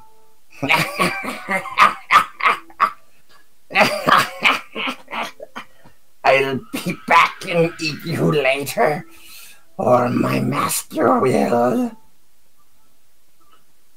Anything else? I know I ask this question every fucking session, but if I move, I only get... Even if I only move 10 feet, I only get one attack, correct? If you have an extra attack, your attack action includes all of them. Oh, I get to attack again then.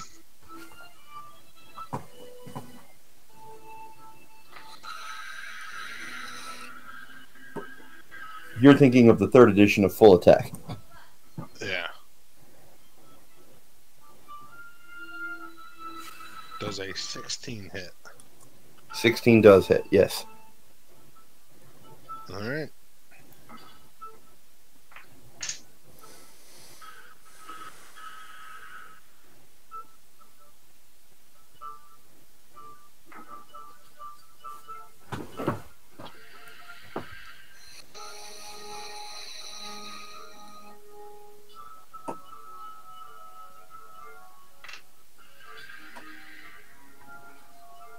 $27 damage.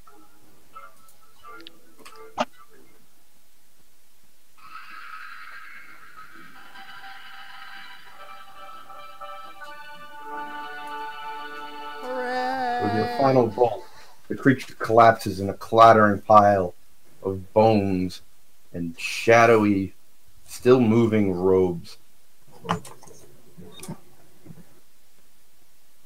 Elmar, the claws pierce through you, slide out of their wounds, revealing the bloody gashes in your skin and your flesh. The halls seem eerily quiet. The robes are still moving. Yes. They appear almost like a shadowy coif and lower half dress. But they still seem to writhe about the bony pile which they are wrapped.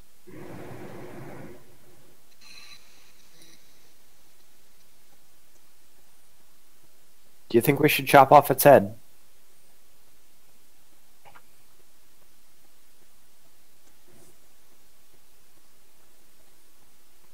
I would set fire to it. Unnatural. I will call Flame Tongue back to me from its spot in the hallway and just stick it into the body. Bones? Yeah. Alright.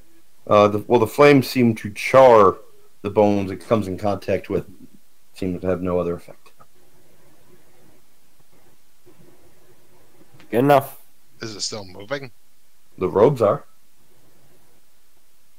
The robes seem to twist and writhe, almost like heavy smoke settled in one place.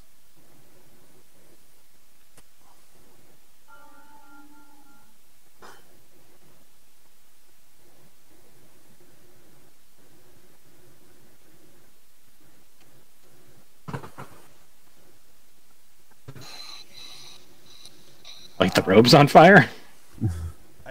I guess I'll try to move Flame Tongue through the dancing shadowy robes? As you do, they seem to encounter almost no resistance, and the flame seems to have no effect on the darkened interior.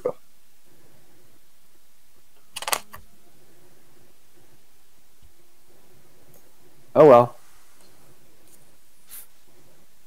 Does anyone have any holy water left? I do. I have a bunch of holy water left, so I will take one of my vials of holy water and pour it on the robe. Seems to sizzle and pop. However, the robe seems to almost move out of the way as much as possible and reform after the water flows through.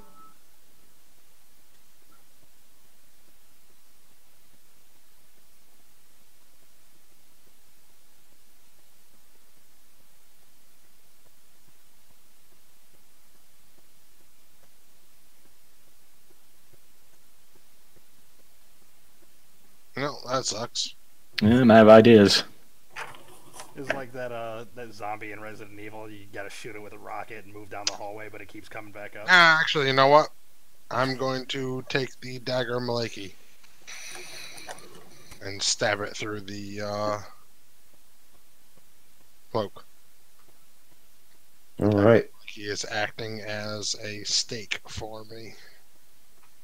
All right. As you stab it in, the cloth shadow seems to part around it, and your dagger comes down onto bare stone and bone. Oh, fuck this game.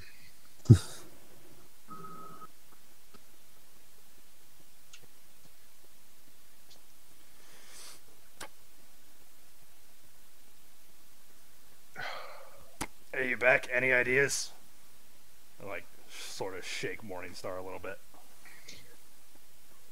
I have Dispel, but I don't want to use it on this. We could try to bottle it. I'll be right back.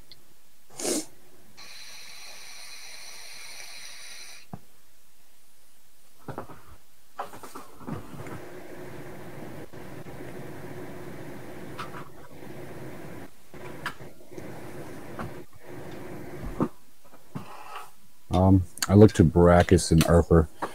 You think Mage Hand could handle that? Handle what?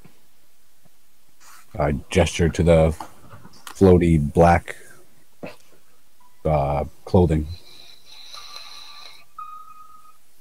I cast Mage Hand and kind of like playing with a candle, like wave it back and forth through the shadow. As you move it into the shadow, it seems to pick it up, leaving bone behind, almost as if it's holding a small cloth coif. No response from Morningstar, Lawrence? I didn't see anything else you said, sorry. Oh, no, I spoke out loud to it. Oh, what did you say? You back? Any ideas?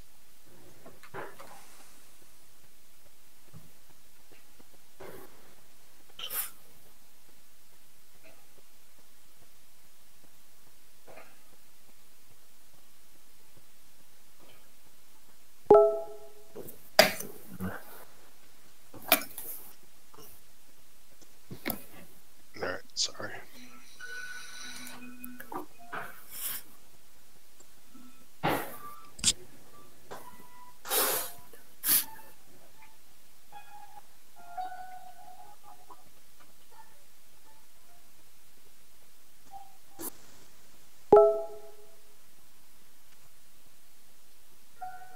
Alright, so what's going on? Dave picked up the cloth with his Mage Hand. And it did nothing. So I'm gonna say, fuck it, let's just find this guy.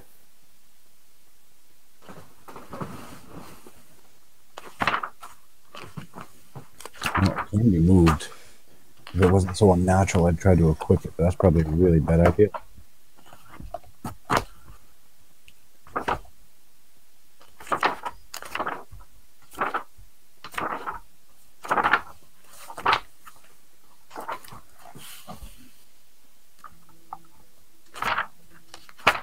Do what you want to do, man.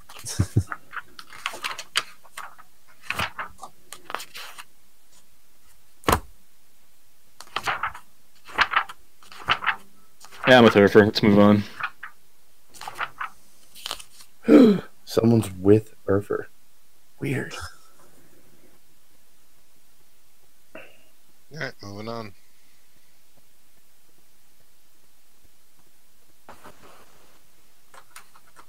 All right. So you saw the stairwell to your south, more doors, and they had the pathway back east as well. I'm just gonna close this door to be safe. Are you putting the coif back down, or are you bringing it with you? No, I'm gonna put it back down. Okay.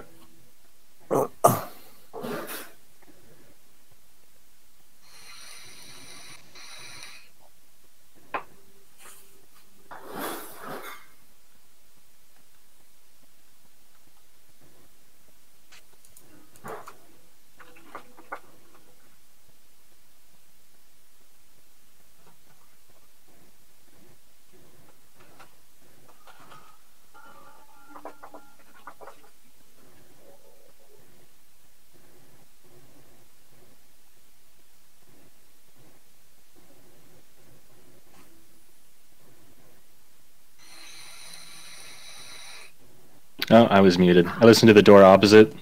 Rolled a 15 on perception. You hear nothing but silence. I peer in You're opening the door. slightly.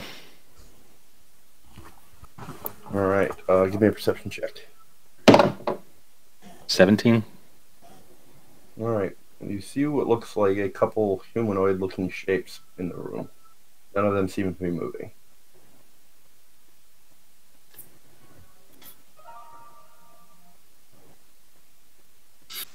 A vile stench, however, emanates from the chamber. Quietly close the door. Okay. I looked at the party and just hold up 2 fingers. The direction we're heading down, there was. I'm gonna say, how are we gonna know once we find him? The direction we're heading in is the direction that was towards the sound of what is now supposed a bone claw, or away from the noise. You've moved in the opposite direction of that noise.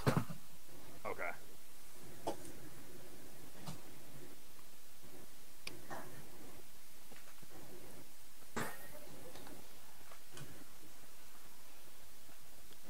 Based on his taunting, as we've gone through the rest of this, I assume he'll let us know we found him. He, she, it. Yes. Yes. Yeah, like that.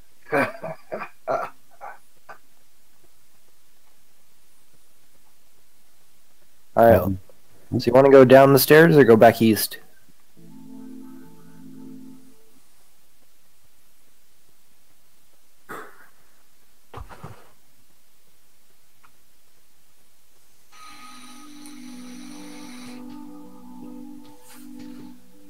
Back east will likely run into another one of those things.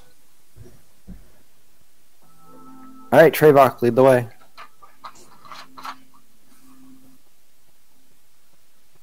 Come quickly. A sacrifice is needed.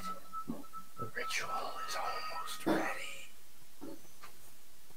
In a hushed tone to the party, you don't suppose he's talking about? And I just kind of like gesture, like, yeah, trail off. What are you gesturing to? I don't want to say aloud what the plan is with Badger, so I'm kind of gesturing to Badger. Like, do you think he knows no, about? I wanted to clarify that. Yeah. Yeah. Well, based on stories, I'm not sure I trust the individual, but we've got nothing else to go on. Individual being the dwarf. I looked to Baracus. Do you know of any ties he may have had to cultists or anything of this nature? Could he be affiliated in any way with this fiend? He's obsessed with power and protecting himself. I don't trust him as far as I can throw him, but I think he's about self-preservation. So, in other words, yes, he could have made some sort of deal with him. I doubt it, but it is in the realm of possibility. I shoot a very concerned look to Badger, unsure as to what to do.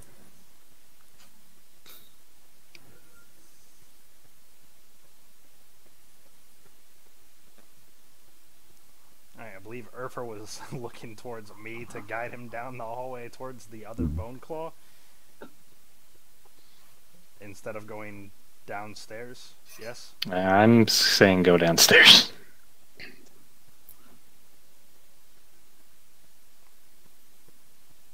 Yeah, I'm agreeing with going downstairs.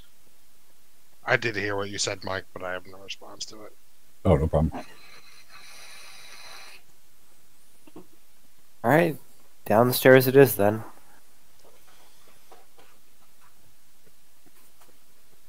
I'm gonna start walking down the stairs. Urfa leads the pack.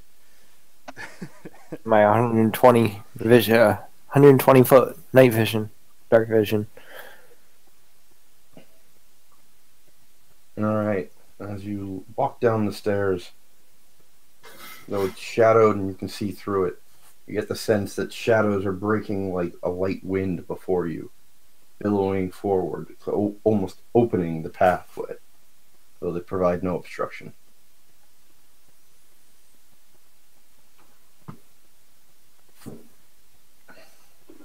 I'm gonna follow the opening and say, it looks like the shadows are leading us. You find yourself down at the bottom of the stairs in a long, narrow corridor. It twists and turns. As everybody else joined you, you weren't there the last time they came down here, Urfa. So, everybody that was, give me a wisdom check.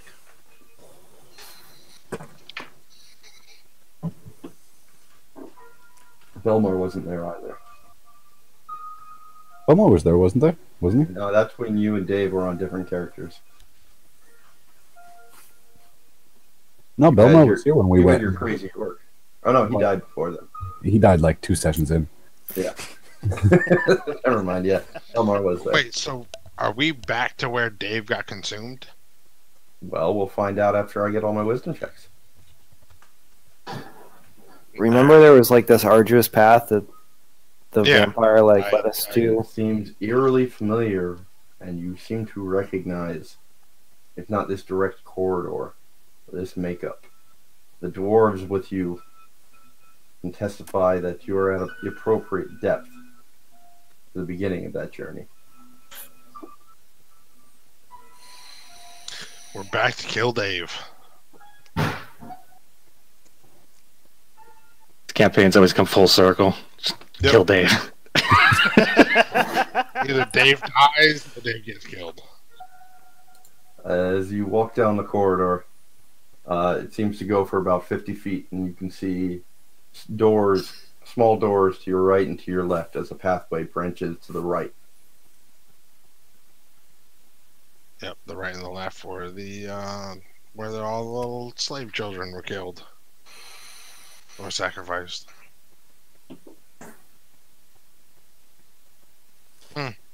I know this place. I hesitate to check the rooms with potential dead slave children. I've played Dead Space 2. Creepy little skeletal children are terrifying.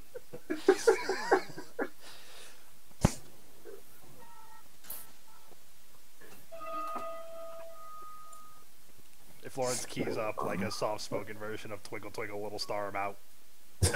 Yep, me too. I never even played the game, but yep, I'm out.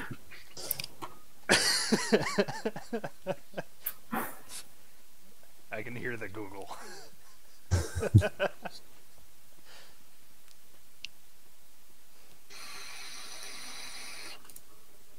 Alright, I continue moving forward.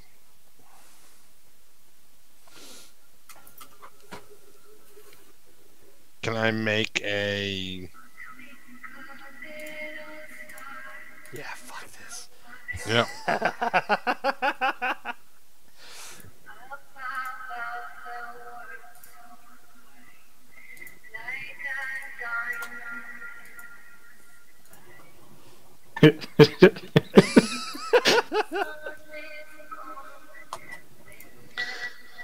Alright, so I want to make, what is it, a history check? I want to remember, I want to recall if I've been here or not. Straight wisdom. 17. Based off of how you got down here, you don't believe this is the exact hallway, though you believe you're on that level.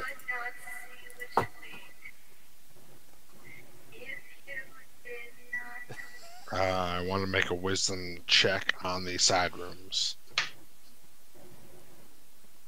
23.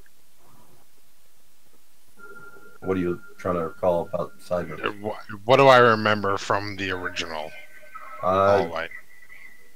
Well, you were hurried along and it was hard to follow as you were in a semi-drugged stupor at the time.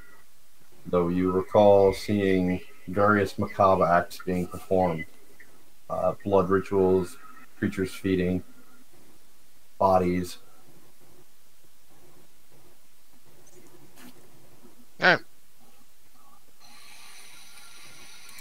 Just ignore the side rooms. We must get to the heart of the evil. Keep moving. I keep moving.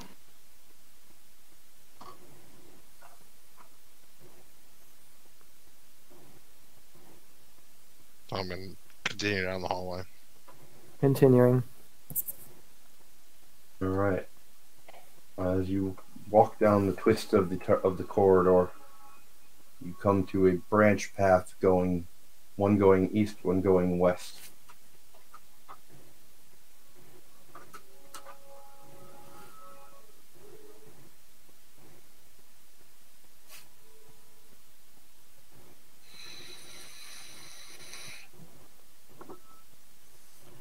Anything? You continue to see small doors leading to side rooms as far as you can recall. As never having been in this particular point, you're not sure which direction would be appropriate. Anything discernible? Perception check. 21. You hear nothing. You hear nothing from the western passage, though you hear a dragging sound from the east. A clop, drag, clop, drag, clop, drag. Silence from the west. And another dragon from the east.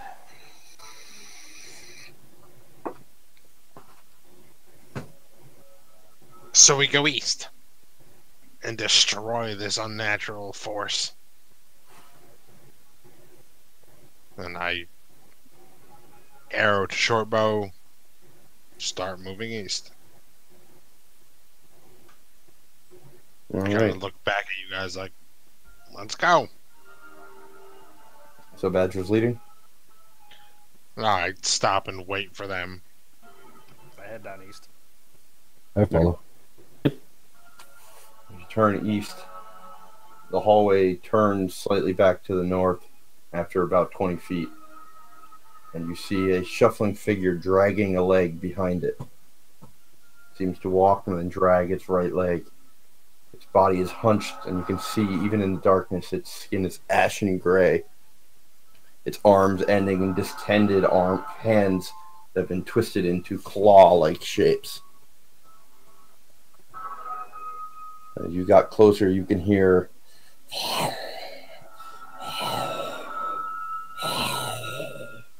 as it walks along. It seems not to have noticed your presence.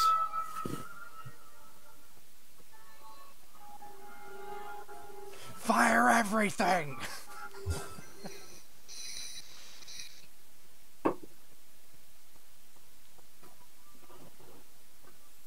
What sort of room is it walking around in?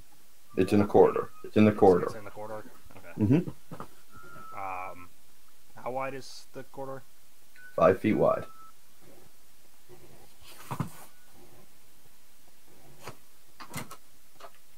I level my short bow with the creature and look to the party. I ready my wand. I Ready, my Eldritch Blast.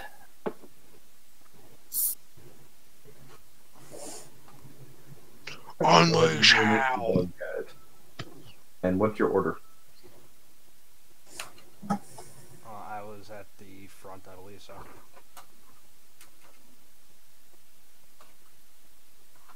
I'll continue my pattern of mid-pack. Yeah, I'll be in the back. Doesn't matter to me. I'll be second. I guess I'll be third. Alright, what's your initiative?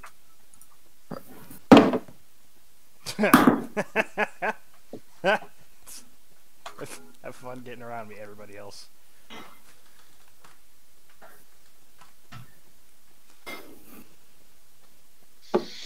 I need to get around you. It's a fucking good thing everybody's got Smell Sniper and fucking Sharpshooter, because I am just in the fucking way.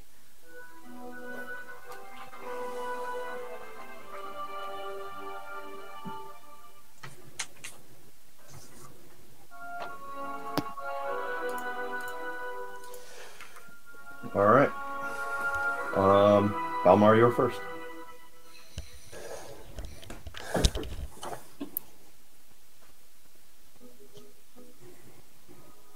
Well, I do not have spell snipers, so can I work around Urfer and Trevok? You can move past them. Yeah, I'll move past them.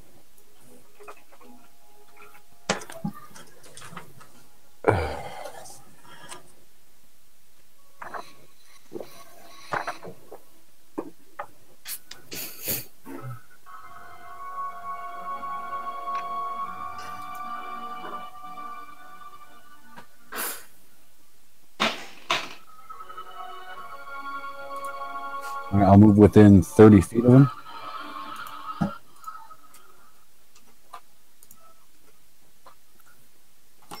You're gonna what? Move within 30 feet of him. 1, 10, 15, 20, 25. Okay. Yep. And I will use Produce Flame and throw it at him. Alright, make your attack roll. Do I get any sort of advantage? Is this a surprise round? It is a surprise round.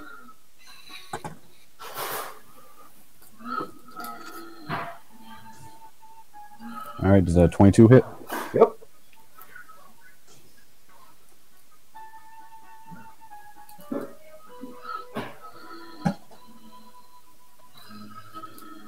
Is it undead? Yep. Cool.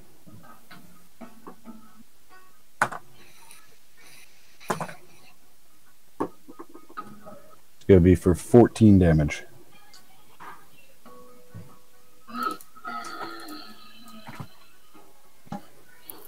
Alright, the creature, in surprise, as the flame crashes into its back.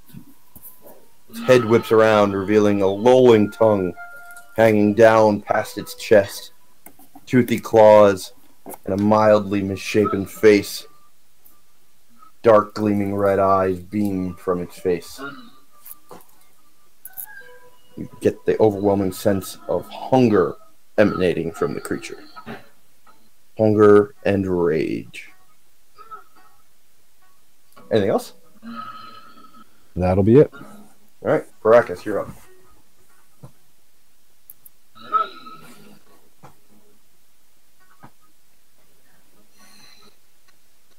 I'm gonna fireball him in the face. Firebolt or fireball? Ball. Your fireball? Fireball. 20 feet radius. 15. Mrs. Belmar. Huh? Oh, it's 8 plus 4 plus 5, so 17 to half. Dex? Yeah. Alright, it fails. It's been eons since I've been able to roll a fireball. Let me see if I don't even remember the die roll. It's 6s, right? 8 dice 6. 8 dice 6.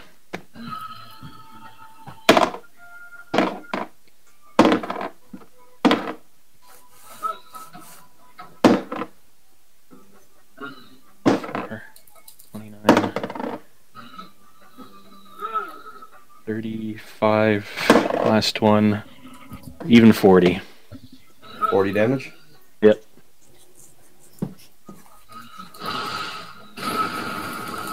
Fire erupts from the small bead of flame that you point out from your finger, connecting and immolating the creature on the spot. The cacophonous roar seems to be echoed by howls from further down the hallway. By the way, it was my wand. Okay. Fine. Not Can't my have your wand on finger. your finger. You didn't tell me. I mean, what am I supposed to do? I readied my wand. Apologies. He definitely said that. There's 5 of you, and I'm managing NPCs. I'm just saying. I'm done, bud. Don't Yeah, get mad you guys at me. are great. You guys are great. Urfer, you're up. Anything?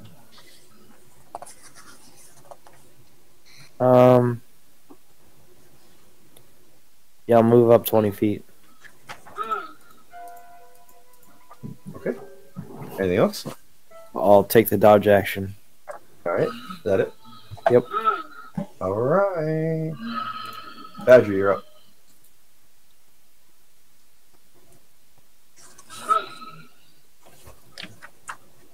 Alright, I will move 15 feet. Yep. Do I see... You see an immolated corpse at the end. You can see small doors along the sides.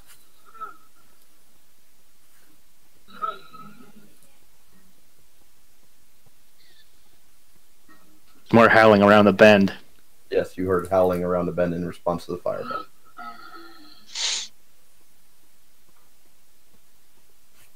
They're coming.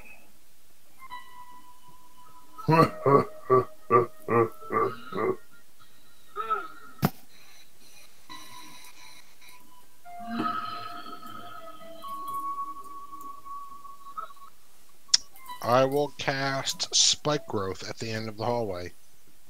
Alright. One sec. Wait a minute. G is... Was here.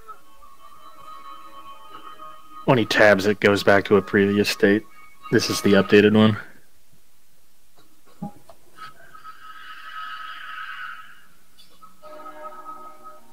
Yeah, I'll cast Spike Growth. What's the area effect on it? I believe it's 20, but let me check. It was, I believe it's a 20-foot radius.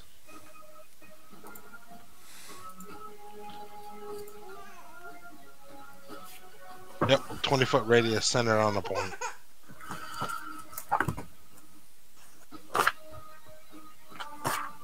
Area becomes difficult terrain for duration. When creatures move into or within the area, they take 2d4 piercing damage. Alright. For every 5 feet it travels. Yep. Transformation of the ground is camouflage to look natural.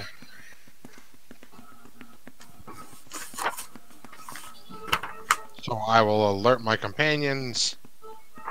Heads up! And cast. Alright. Turn down, I should say. Anything else? Anything else? Nope. Alright. Trevok, you're up.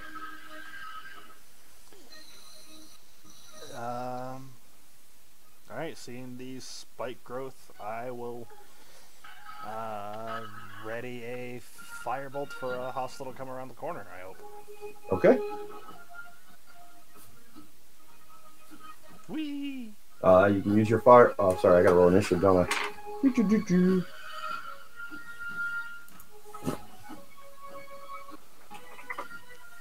All right, Belmar, you're up. You hear feet heading in your direction with the howls.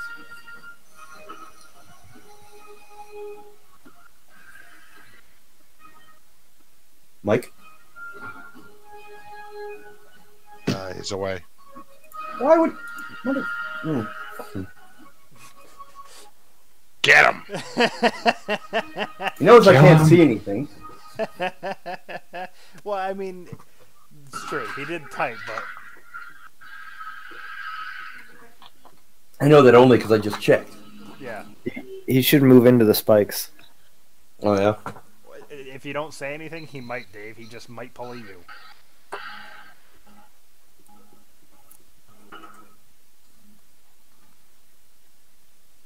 Lawrence put a key. I wanted to cast that as a higher level spell, but I can't. I mean, there's no benefit to it, yeah. Yeah. I mean, still, it's pretty solid. 2d4 for every 5 feet. And to get to you, they have to go 5, 10, 15, 20, 25, 30 feet, get them out. 25. So that's 10d4 just to get to you. Nah, I know. I wish I could cast it as like a 4th level spell. So Well, I just hope you have your d4 ready, because you're going to be rolling a lot. Good. Bring the noise. That's literally what I'm trying to do as soon as Mike gets back. Oh, what up, Ravens? Bring the noise. Bring the noise. So, if you've never had it, 21 points. Blackout, Clyde Cider Mill, Yeah? their hard cider is... The name is Blackout. If you like red wine, good shit. Nice. All right, Mike, without a refresh screen, what do you want to do?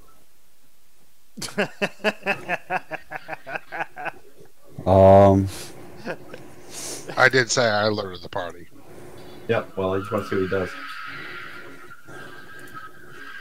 Knowing that Badger casts spike growth, I guess I would go up to the edge of it.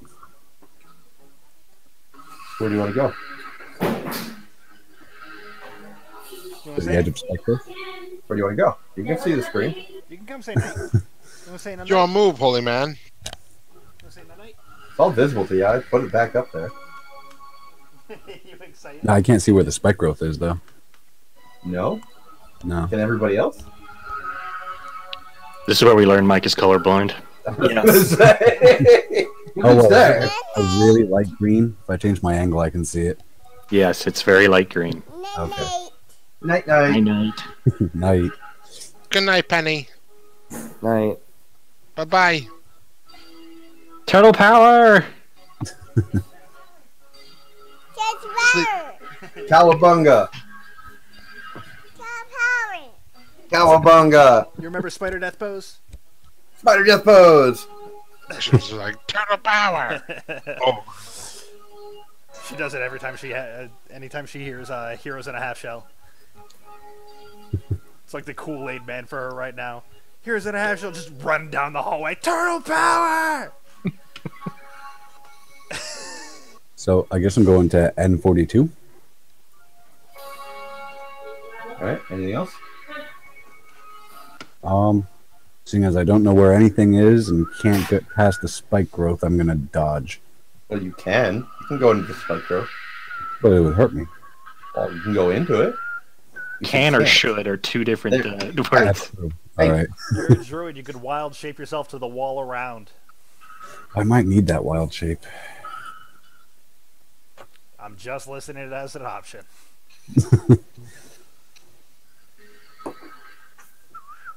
I'm actually going to ready a spell. Okay. Uh, What spell and what's the trigger? Thunder Wave. If I see a enemy in front of me and there are no allies in front of me. Thunderwave is a cube around you. I thought it was a cone in front of me.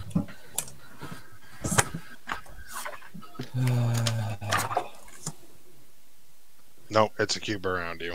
Oh, As wow. well. I actually was talking shit, but I had muted myself. Yeah, I'm just going to ready dodge.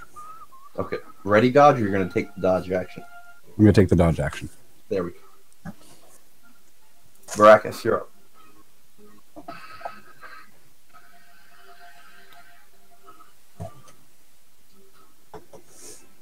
Knowledge Arcana with a fireball. Fuck those spikes up. They are natural growths. Oh, so they're like thorns and shit? Yeah. Okay, Yeah, it's well, that answered my own question. I didn't look at the spell. So, spike growth, I think of like hard rocks and shit. I figured you'd know it if I just told you what it was. Alright. Then I will ready an action. As soon as I see something pop around that corner, I am going to Ray of Frost it. Okay. And that's it. Alright. So, Badger, you can roll 64. And then Trevok as the first with a ready to action. You can trigger if you'd like. Yes. Spike growth, there's no plus, right? Right. So 64. You move 15 feet so far. 21 to hit. Yep.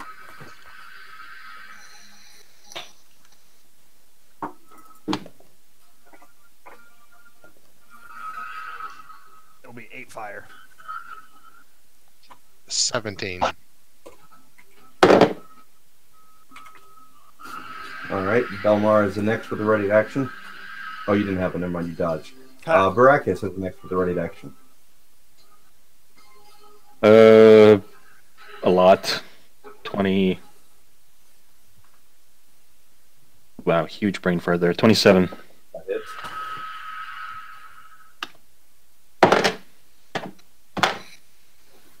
$12 damage, and it is slowed by 10 feet. Ha!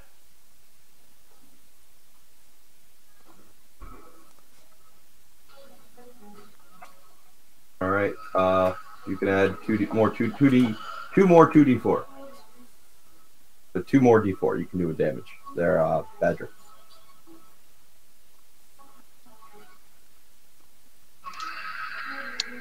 Um, 6 damage. The creature collapses. Then you can roll 64, 44, and 2d4. Alright, so 64 is...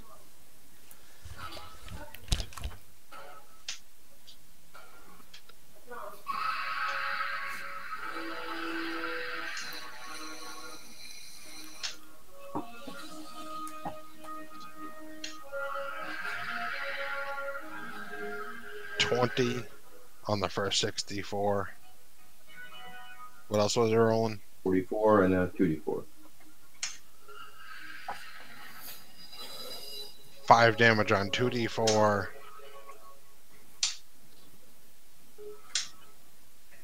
7 damage on 3d4. With 44. Oh, whatever. 9 damage. Alright. Heedless of their own safety, you see more of these ghoulish creatures come hurtling around the corner. Think World War Z zombies, and that they hit a corner and they just hit the wall and use that to turn facing you. You can hear pounding steps coming from around the corner as more seem to join the fight.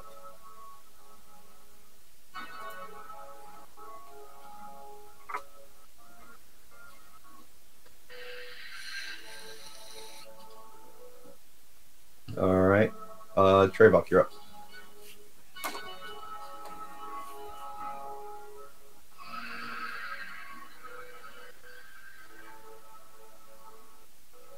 Adam?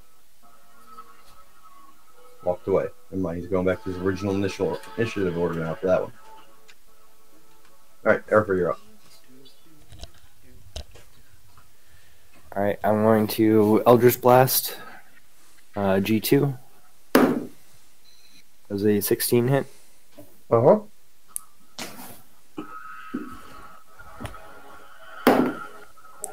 Uh, 12 damage. Alright. Is it dead? Nope. Alright, I'll use my second blast to hit G3. 16 again. That hits. And 5 damage. 5 damage. Alright. Anything else? Yeah, I'll move back to 2 spaces, so 10 feet. Alright. Your blasts strike each of the creatures. They seem heedless of the damage to their bodies as the force clearly breaks stuff within them. Anything else? Nope. Badger, you're up. Alright. I will fire on G2. Okay.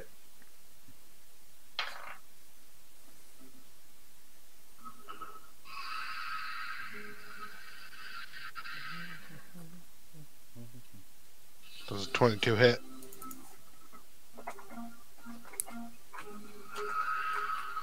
Uh, 22 does hit, yes.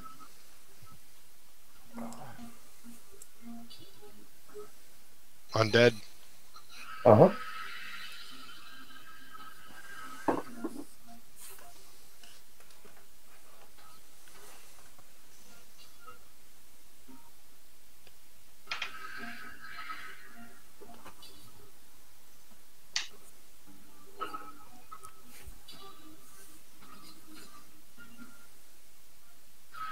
$29 damage per stack.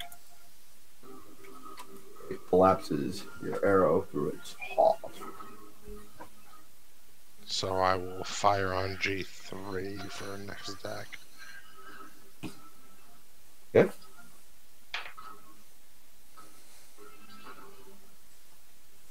$21 hit. Yep.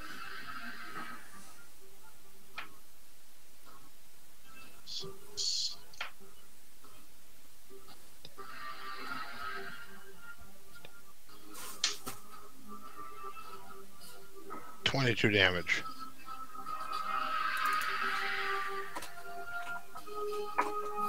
And that creature dropped as well. Fuck him up. I say a very quick prayer to Maleki.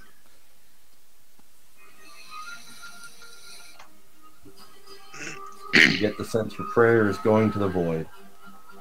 Yeah, I know, but still doing it. Anything else?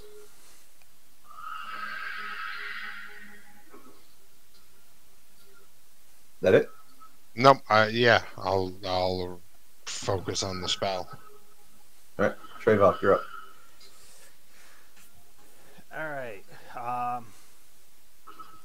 So G4 is still kind of around the corner.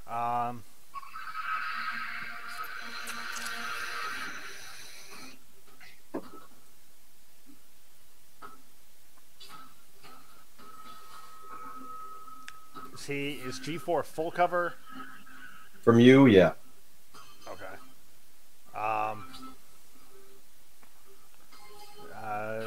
Same action as before. Then I'm going to ready firebolt for when I can get a clear shot on him. Okay. Brings us to Belmar.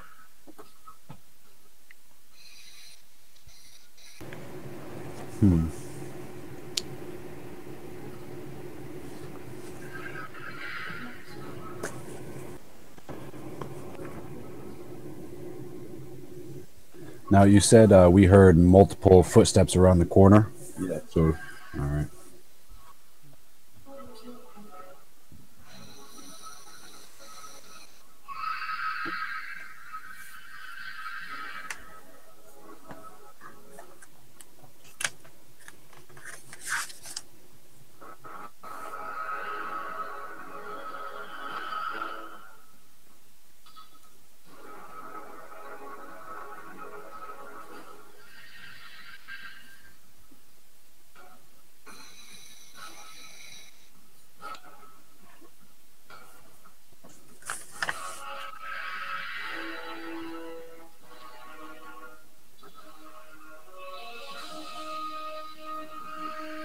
Well, I will cast Moonlight on the corner.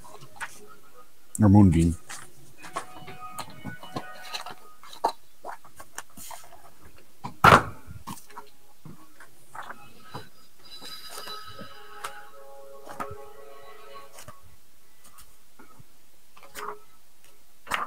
At what level?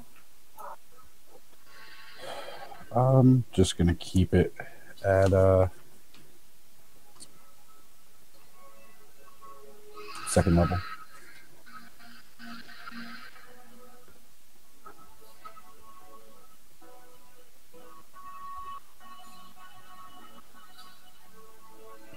And that'll be my turn. All right. Moonbeam.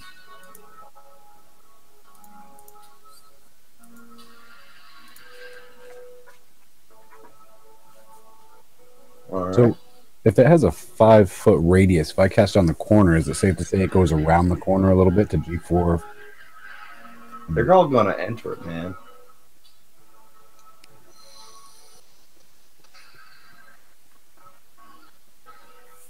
You want to put it there, it'll get 2.5 half of this square and half of this square if that's really what you want. Well, it's a radius, not a diameter. So it should go 5 feet either direction.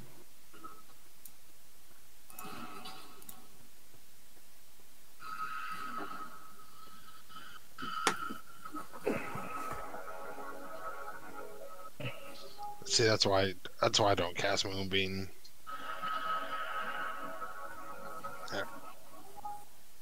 Anything else? No, that's it. Baracus, you're up. I repeat my previous action and in my turn. All right. Failed save. Roll your damage.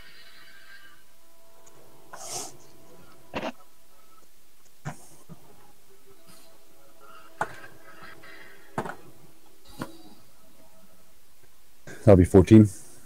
Radiant. Okay. And then 34, 44, 64, 84 damage there. Badger.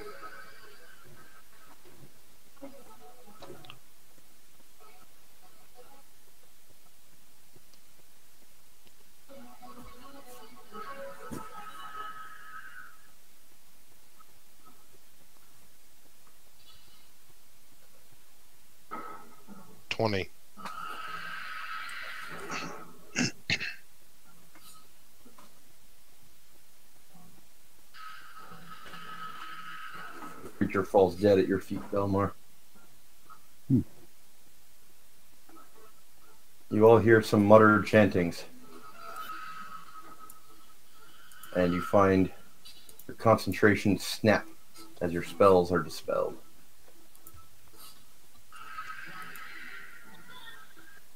No! But we had a nice little oven going. We're close then. We're very close. Push on. Urfa, you're up.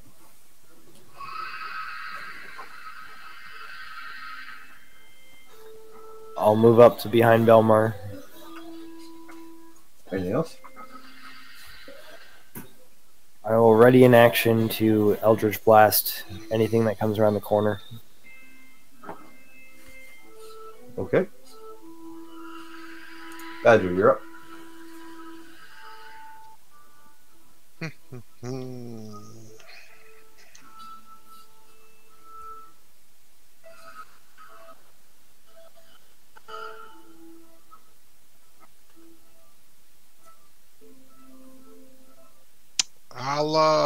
I'll pull a magic missile off my robe Mm-hmm.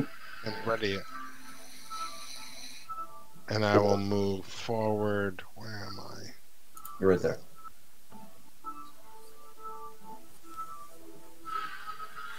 I'll move the full 25. Do you want to be next to Urfer? Or right behind him? Yeah, I'll go behind him. I mean, we're both small. What is your ready trigger?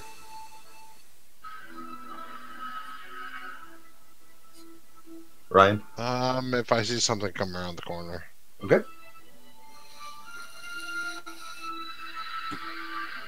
Trayvon?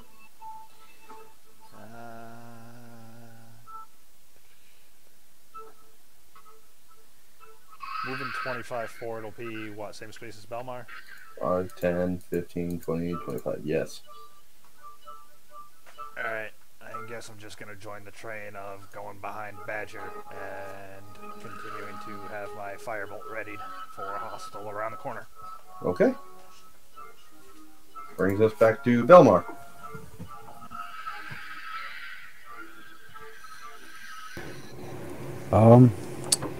I will ready my produce flame cantrip. Okay. Anything comes around the corner. Okay. That's it. Mm. All right. Yep. Ruckus.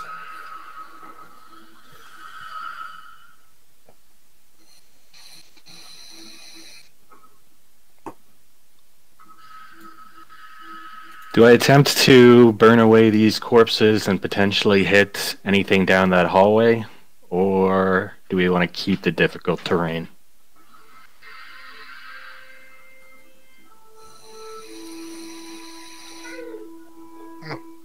Even if you light them on fire, still difficult terrain. Might as well crawl over it. Just make it difficult terrain that's on fire. Alright, I'll cast Fireball on the back wall, narrowly avoiding Belmar. Right. With my wand, 17 to half if anything's there. Roll some damage, please.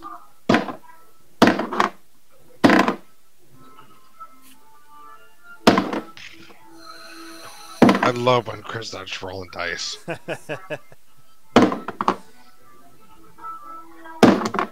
33.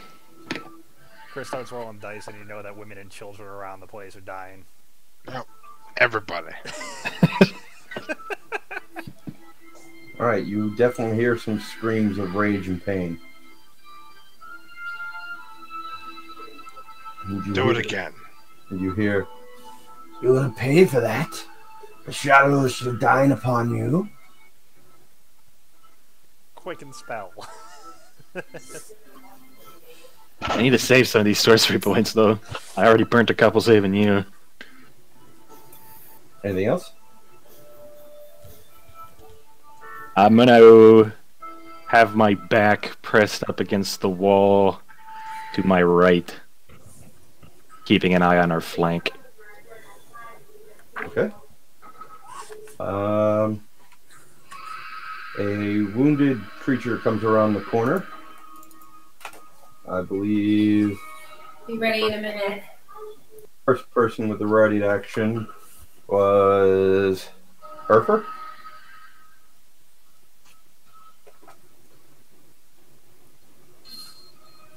Dave, I know she'll be ready in a minute, but can you tell her it's going to be a half an hour?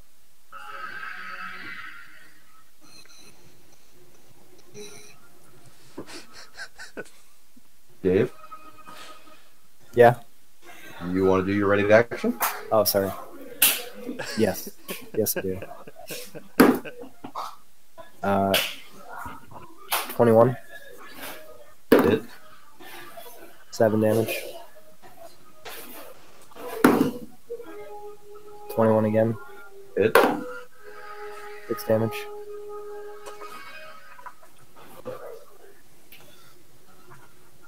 All right. I believe Dagger had a ready action next. Who? You. No. That's right. The magic missile.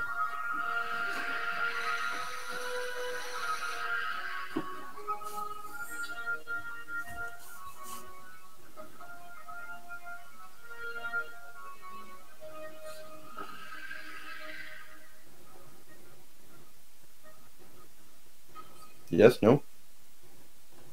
Yeah, hold on. I'm looking it up.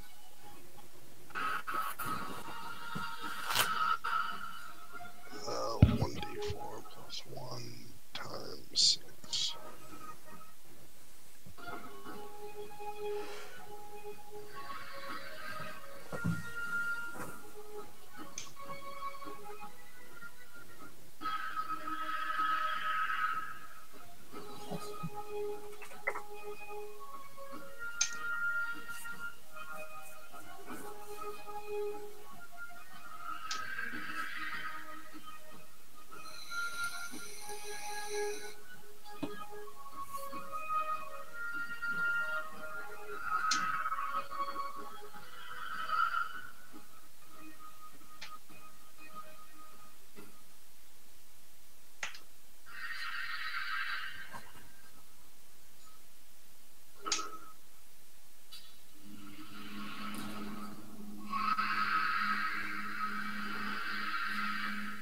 .28 damage.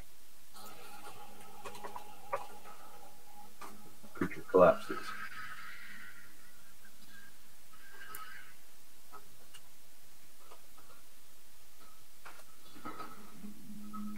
Hold the line. I believe it was Treyvok with the next ready. Yeah.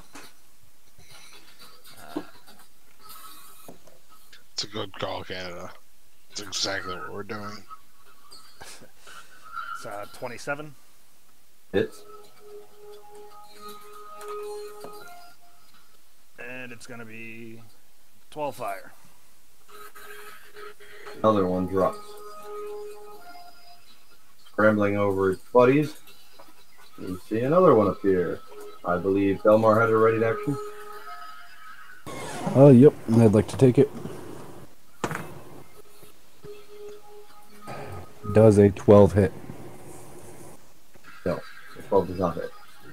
Boo! That guy. You're that guy. Shit's Everybody weak. So you miss? You're Yep. banished from the group. Even Dave wasn't missing.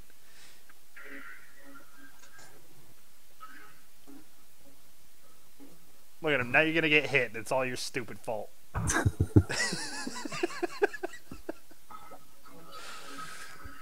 And it lashes out with its claws at Belmar.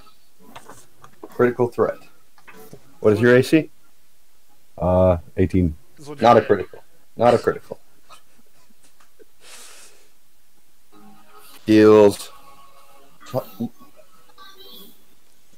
Wrong dice. Deals.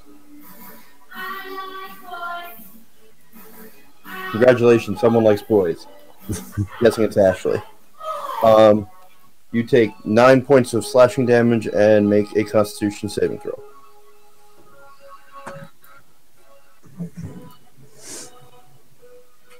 It's a 16. Alright, you feel your limbs stiffen, however, you fight through whatever vileness is attached to this creature's claws as you see more of its friends come around the corner.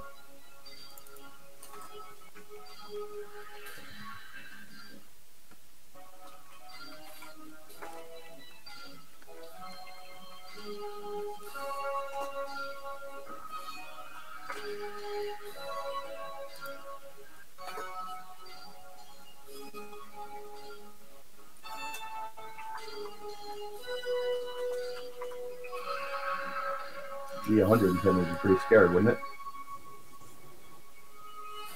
Now they're tightly grouped up. I'll blow them up. I got this. Alright. Well, You hear around the corner, "You will pay for your defiance." And then it's Barax's turn.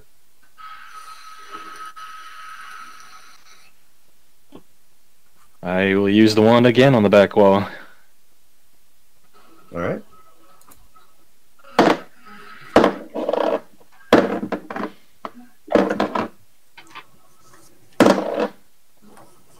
$23, $27, $33, last one, $37.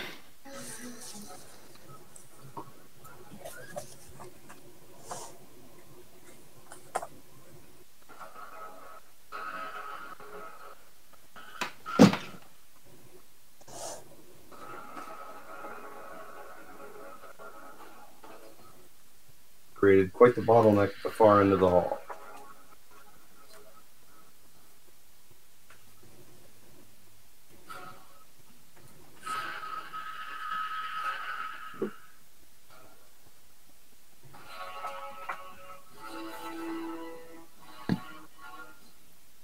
All right. That brings us to... Shit, everybody's got the same initiative now, you jerks.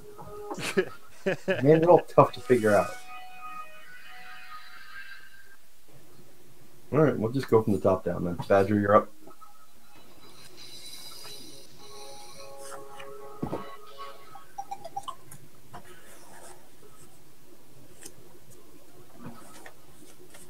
There's no threat in sight, correct? None visible, no.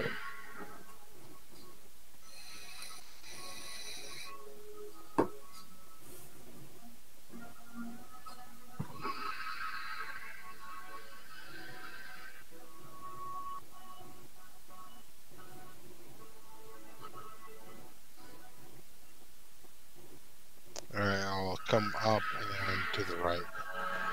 You're going here? Like Q9. I turn to the party. What do? No. Check the map. Before you, you see two robed and pale figures. Their hands, much more humanoid, though still ending in sharper claws than you'd expect. Their bloodless faces glare at you from behind, golden eyes flecked with red. As you come around the corner, they hold up their hands in a sign of almost peaceful gesture. The Master beckons you on. We will not thwart your path any further.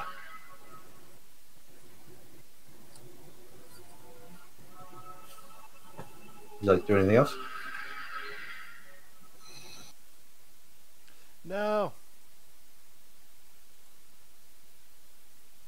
I apologize to all of you that are playing with me, because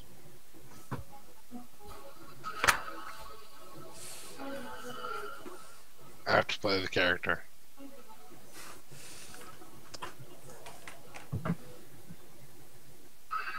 So, as quick as my hands can move, I knock an arrow to my short bow and fire into VM1.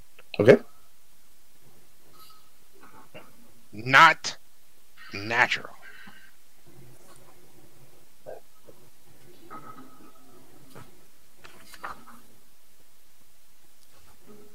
mean, in fairness, he's like, the Master beckons you onward, but here's these two figures that are blocking the hall, so... 19. Hits.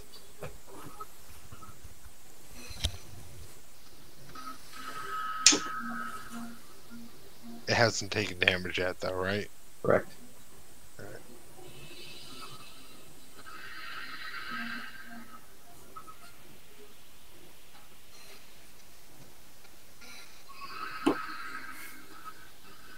Is it undead? Nope. No? Yeah. Alright.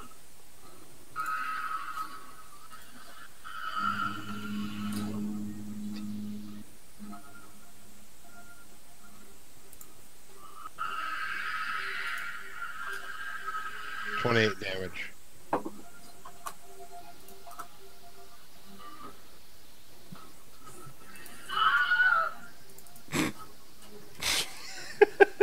creature looks stunned down at the bolt, the arrow that pierces its chest, and looks up at you. Fool! We were allowing you through.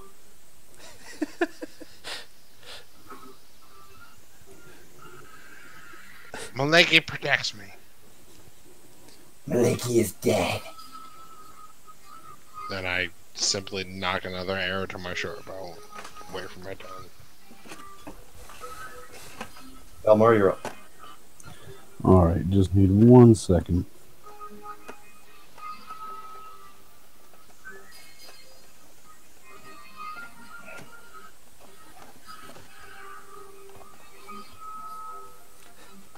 Sometimes I really love your fucking musical cues. Specifically that scream that just happens to occur at the perfect time. You're welcome.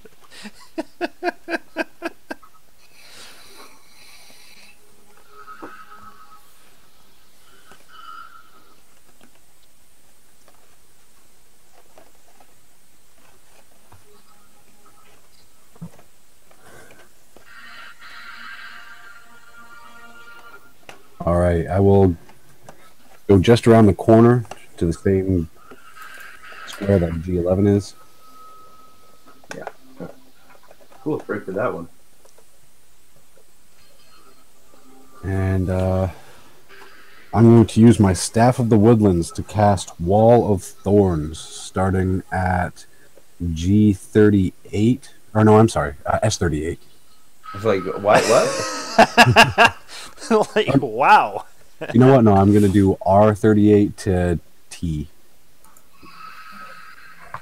Wall of Thorns. First time anybody's used a wall, period. Hey, Wall of Thorns was a great card. Yeah, but nobody's ever used walls in this. Probably because Campaign, I've used a wall of fire at several occasions. That doesn't count. You just burn everything. It doesn't count. Why? Because it's fire? Because it's fire and he burns everything, no matter what. Melts all things.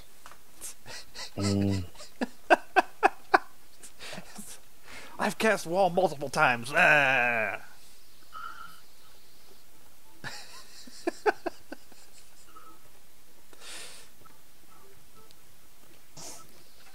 Jeez, that's nasty. Yeah, I should have used it a long time ago. Dexterity saving throw. What's the DC? DC is 16. Alright, 1 succeeds, 1 fails. All right. Fuck you, vampire. Still takes damage. What is this, Moonlight? Wall of Thorns. Okay.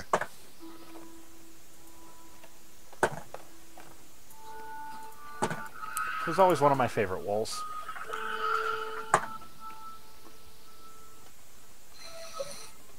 I was always partial to Wall of Spiders because it's just funny to think about. Wall of Spiders is a good one, too.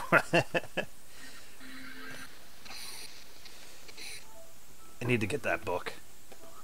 Wall of Swords was the classic. Wall of Wood was the classic. 1 green for 03. Come on. Wall of Wood's great. Give it an unholy strength.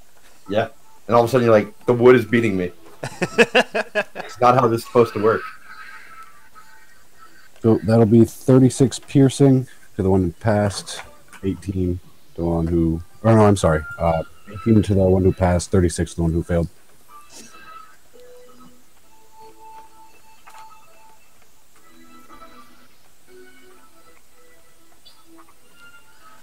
Fuck vampires.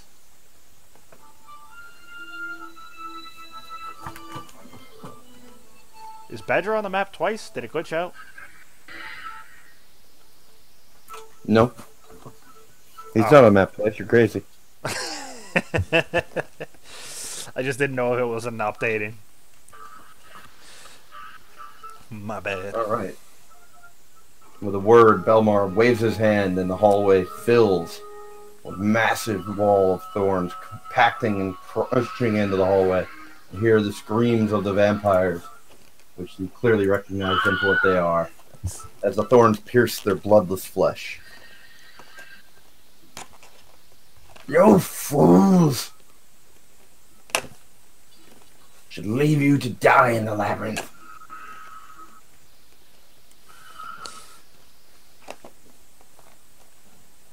Anything else, Belmar? Nope, that's it. Or you're up. Okay, I'm gonna move up to the corner. Line of sight is blocked by the wall of thorns. They have full cover? Yes. Oh.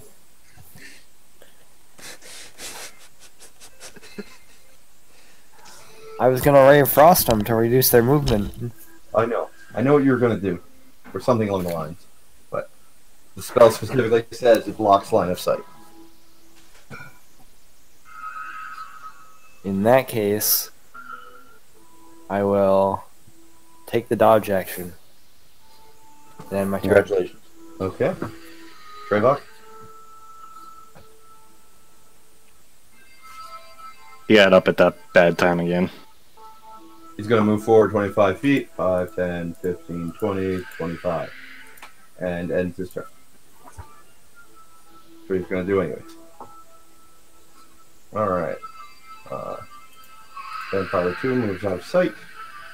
Vampire 3. Wait, do they take damage when they start? Similar to the first time a creature enters a wall on a turn or ends its turn there. And for every 1 foot. Oh, wait, no, I'm sorry. Yeah, it's 4 feet of movement for every 1 foot movement. They only take damage when they end a turn there. Or the first time they enter a wall. On a turn or ends its turn there. I'll give you damage to the second one. Okay. Because he's moving into a wall space. And he's entering it on the turn for the first time, I guess. I'll give it to you. And it's going to be halves.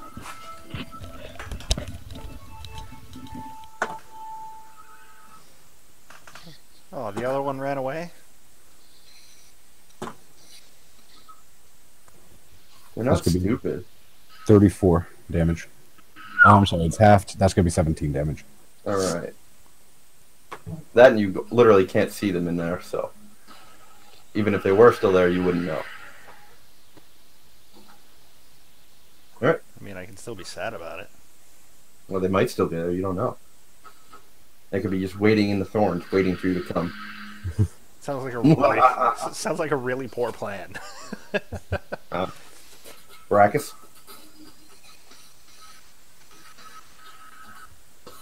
Double the N39 and in my turn.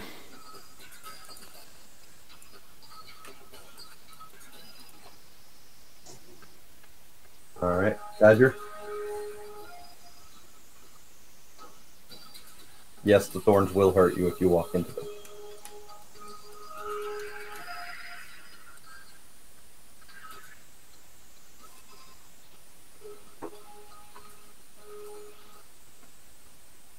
Ryan? Muted. The other screen. What's that? Can you go to the other screen? What do you mean? I'm on the screen.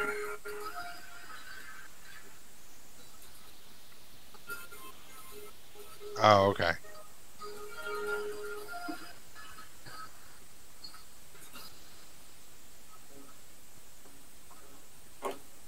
I will do something alive, right? You have no idea what's in the wall at this point. It blocks line of sight. You heard some curses, and that's about it. Last you knew, they were in there, but you don't know.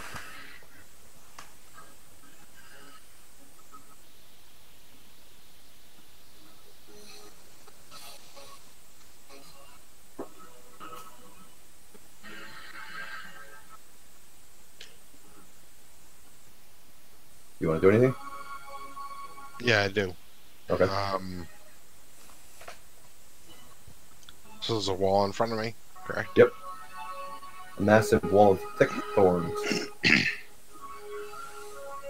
Magical thick thorns.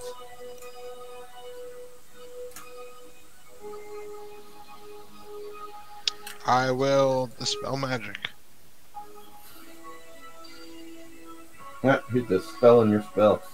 I believe you have to make a check. I don't think it auto fails on a 6, but Wait, who spells that? Belmar's. I was going to bring it down next turn anyway.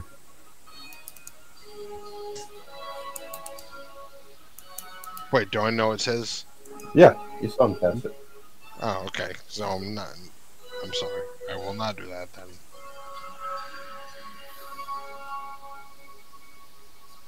I will. I'll just knock an arrow to my bow, Okay. and I will wait for the wall of thorns to come down. The Delmar? first enemy I see, I will shoot. Gotcha. Delmar? I stop concentrating on the spell.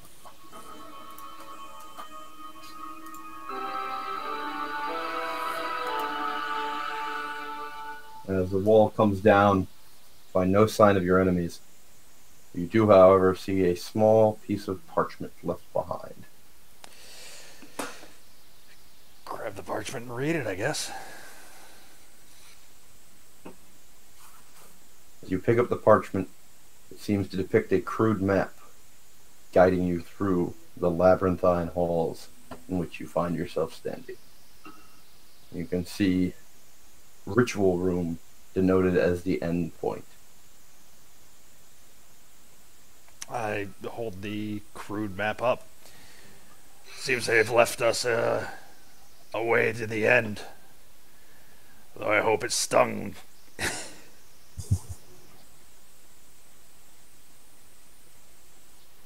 Concerning they're leading us right to them. Reeks of a trap. Oh, this whole place has been traps. Your lives are a trap. Let me free you. Oh my god, no, the disembodied voice again.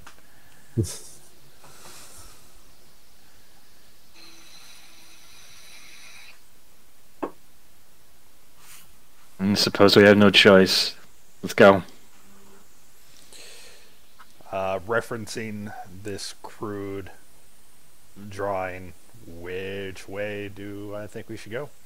Are you going to follow the map? I'm going to look at it and see what path they say we should take. It's a very winding series of branches. It doesn't depict anything not along the path outside of a denotation that there is a branch and then it has you go a different direction.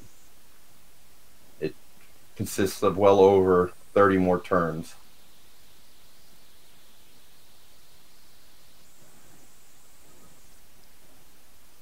I guess I'm going to follow it as best I can. Alright. Following it, you encounter no additional opposition, but you do pass a few gruesome scenes of disemboweled bodies, rotted corpses, the occasional skeleton. You see crude markings drawn along the walls, some in blood and some just scratched into the stone itself. As you walk along the path, the very floor beneath you seems to thrum with some kind of unholy energy. You feel a depression pressing upon your souls, your very souls, as you walk. You reach a set of ornate bronze doors that look vaguely familiar from your previous venture. You believe you are outside the throne room. And we end there. Fuck you, Dave. Figured that was coming. Oh. Goddamn leafer.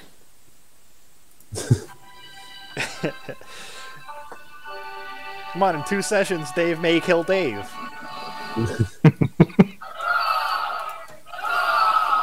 Or he may kill Dave. Guys, I'm sorry if we get a party wipe based on my old character. Dave is either going to kill Dave or possibly kill Dave. Or kill everyone and Dave. But yeah, hope y'all are ready.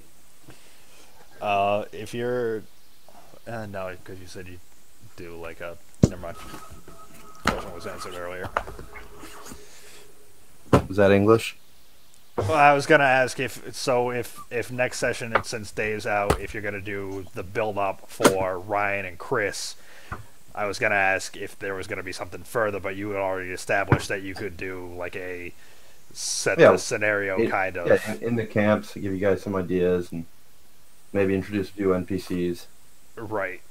And since you'd answered that earlier before I'd asked, It's okay, I forgive you. I gotta be up in 4 hours for work, man. It's not all firing at once. I said I forgive you. All right, boys, fun session. Laura just came back from the weekend, so I'm gonna go hang out with her for a couple minutes. Talk to you guys later. Oh yes. You don't want any XP? I mean, you don't have to have it. Just a couple. If you don't want it, I mean, I'm not going to pass it on you. We'll give you an even 1,000. Dang! When it doesn't matter because I can't do anything about it.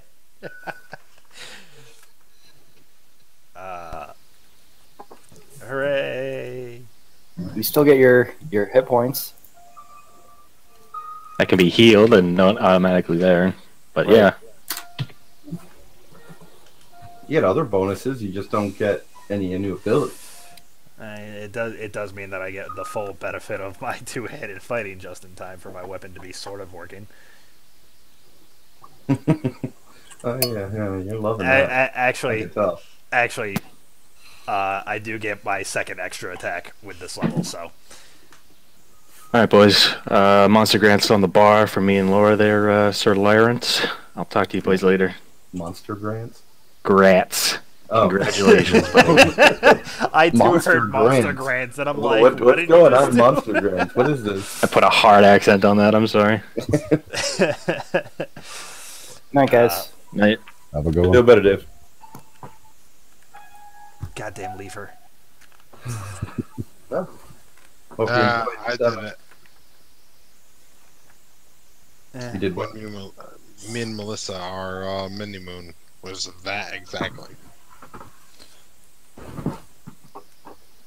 Just went away for a weekend and just like looked at. We did waterfalls and covered bridges. How sweet. I mean, my mini moon wasn't too much different. My mini moon was way different. Congrats on your bar, sir. Thank you. Now you just need to wait for the other thing. That, A job. job, yeah. That thing to use the other thing, yeah. Yeah, kind of important, but I'm not too worried about finding a job. It's more, will I find the right job? But At least it won't be accounting. thank God.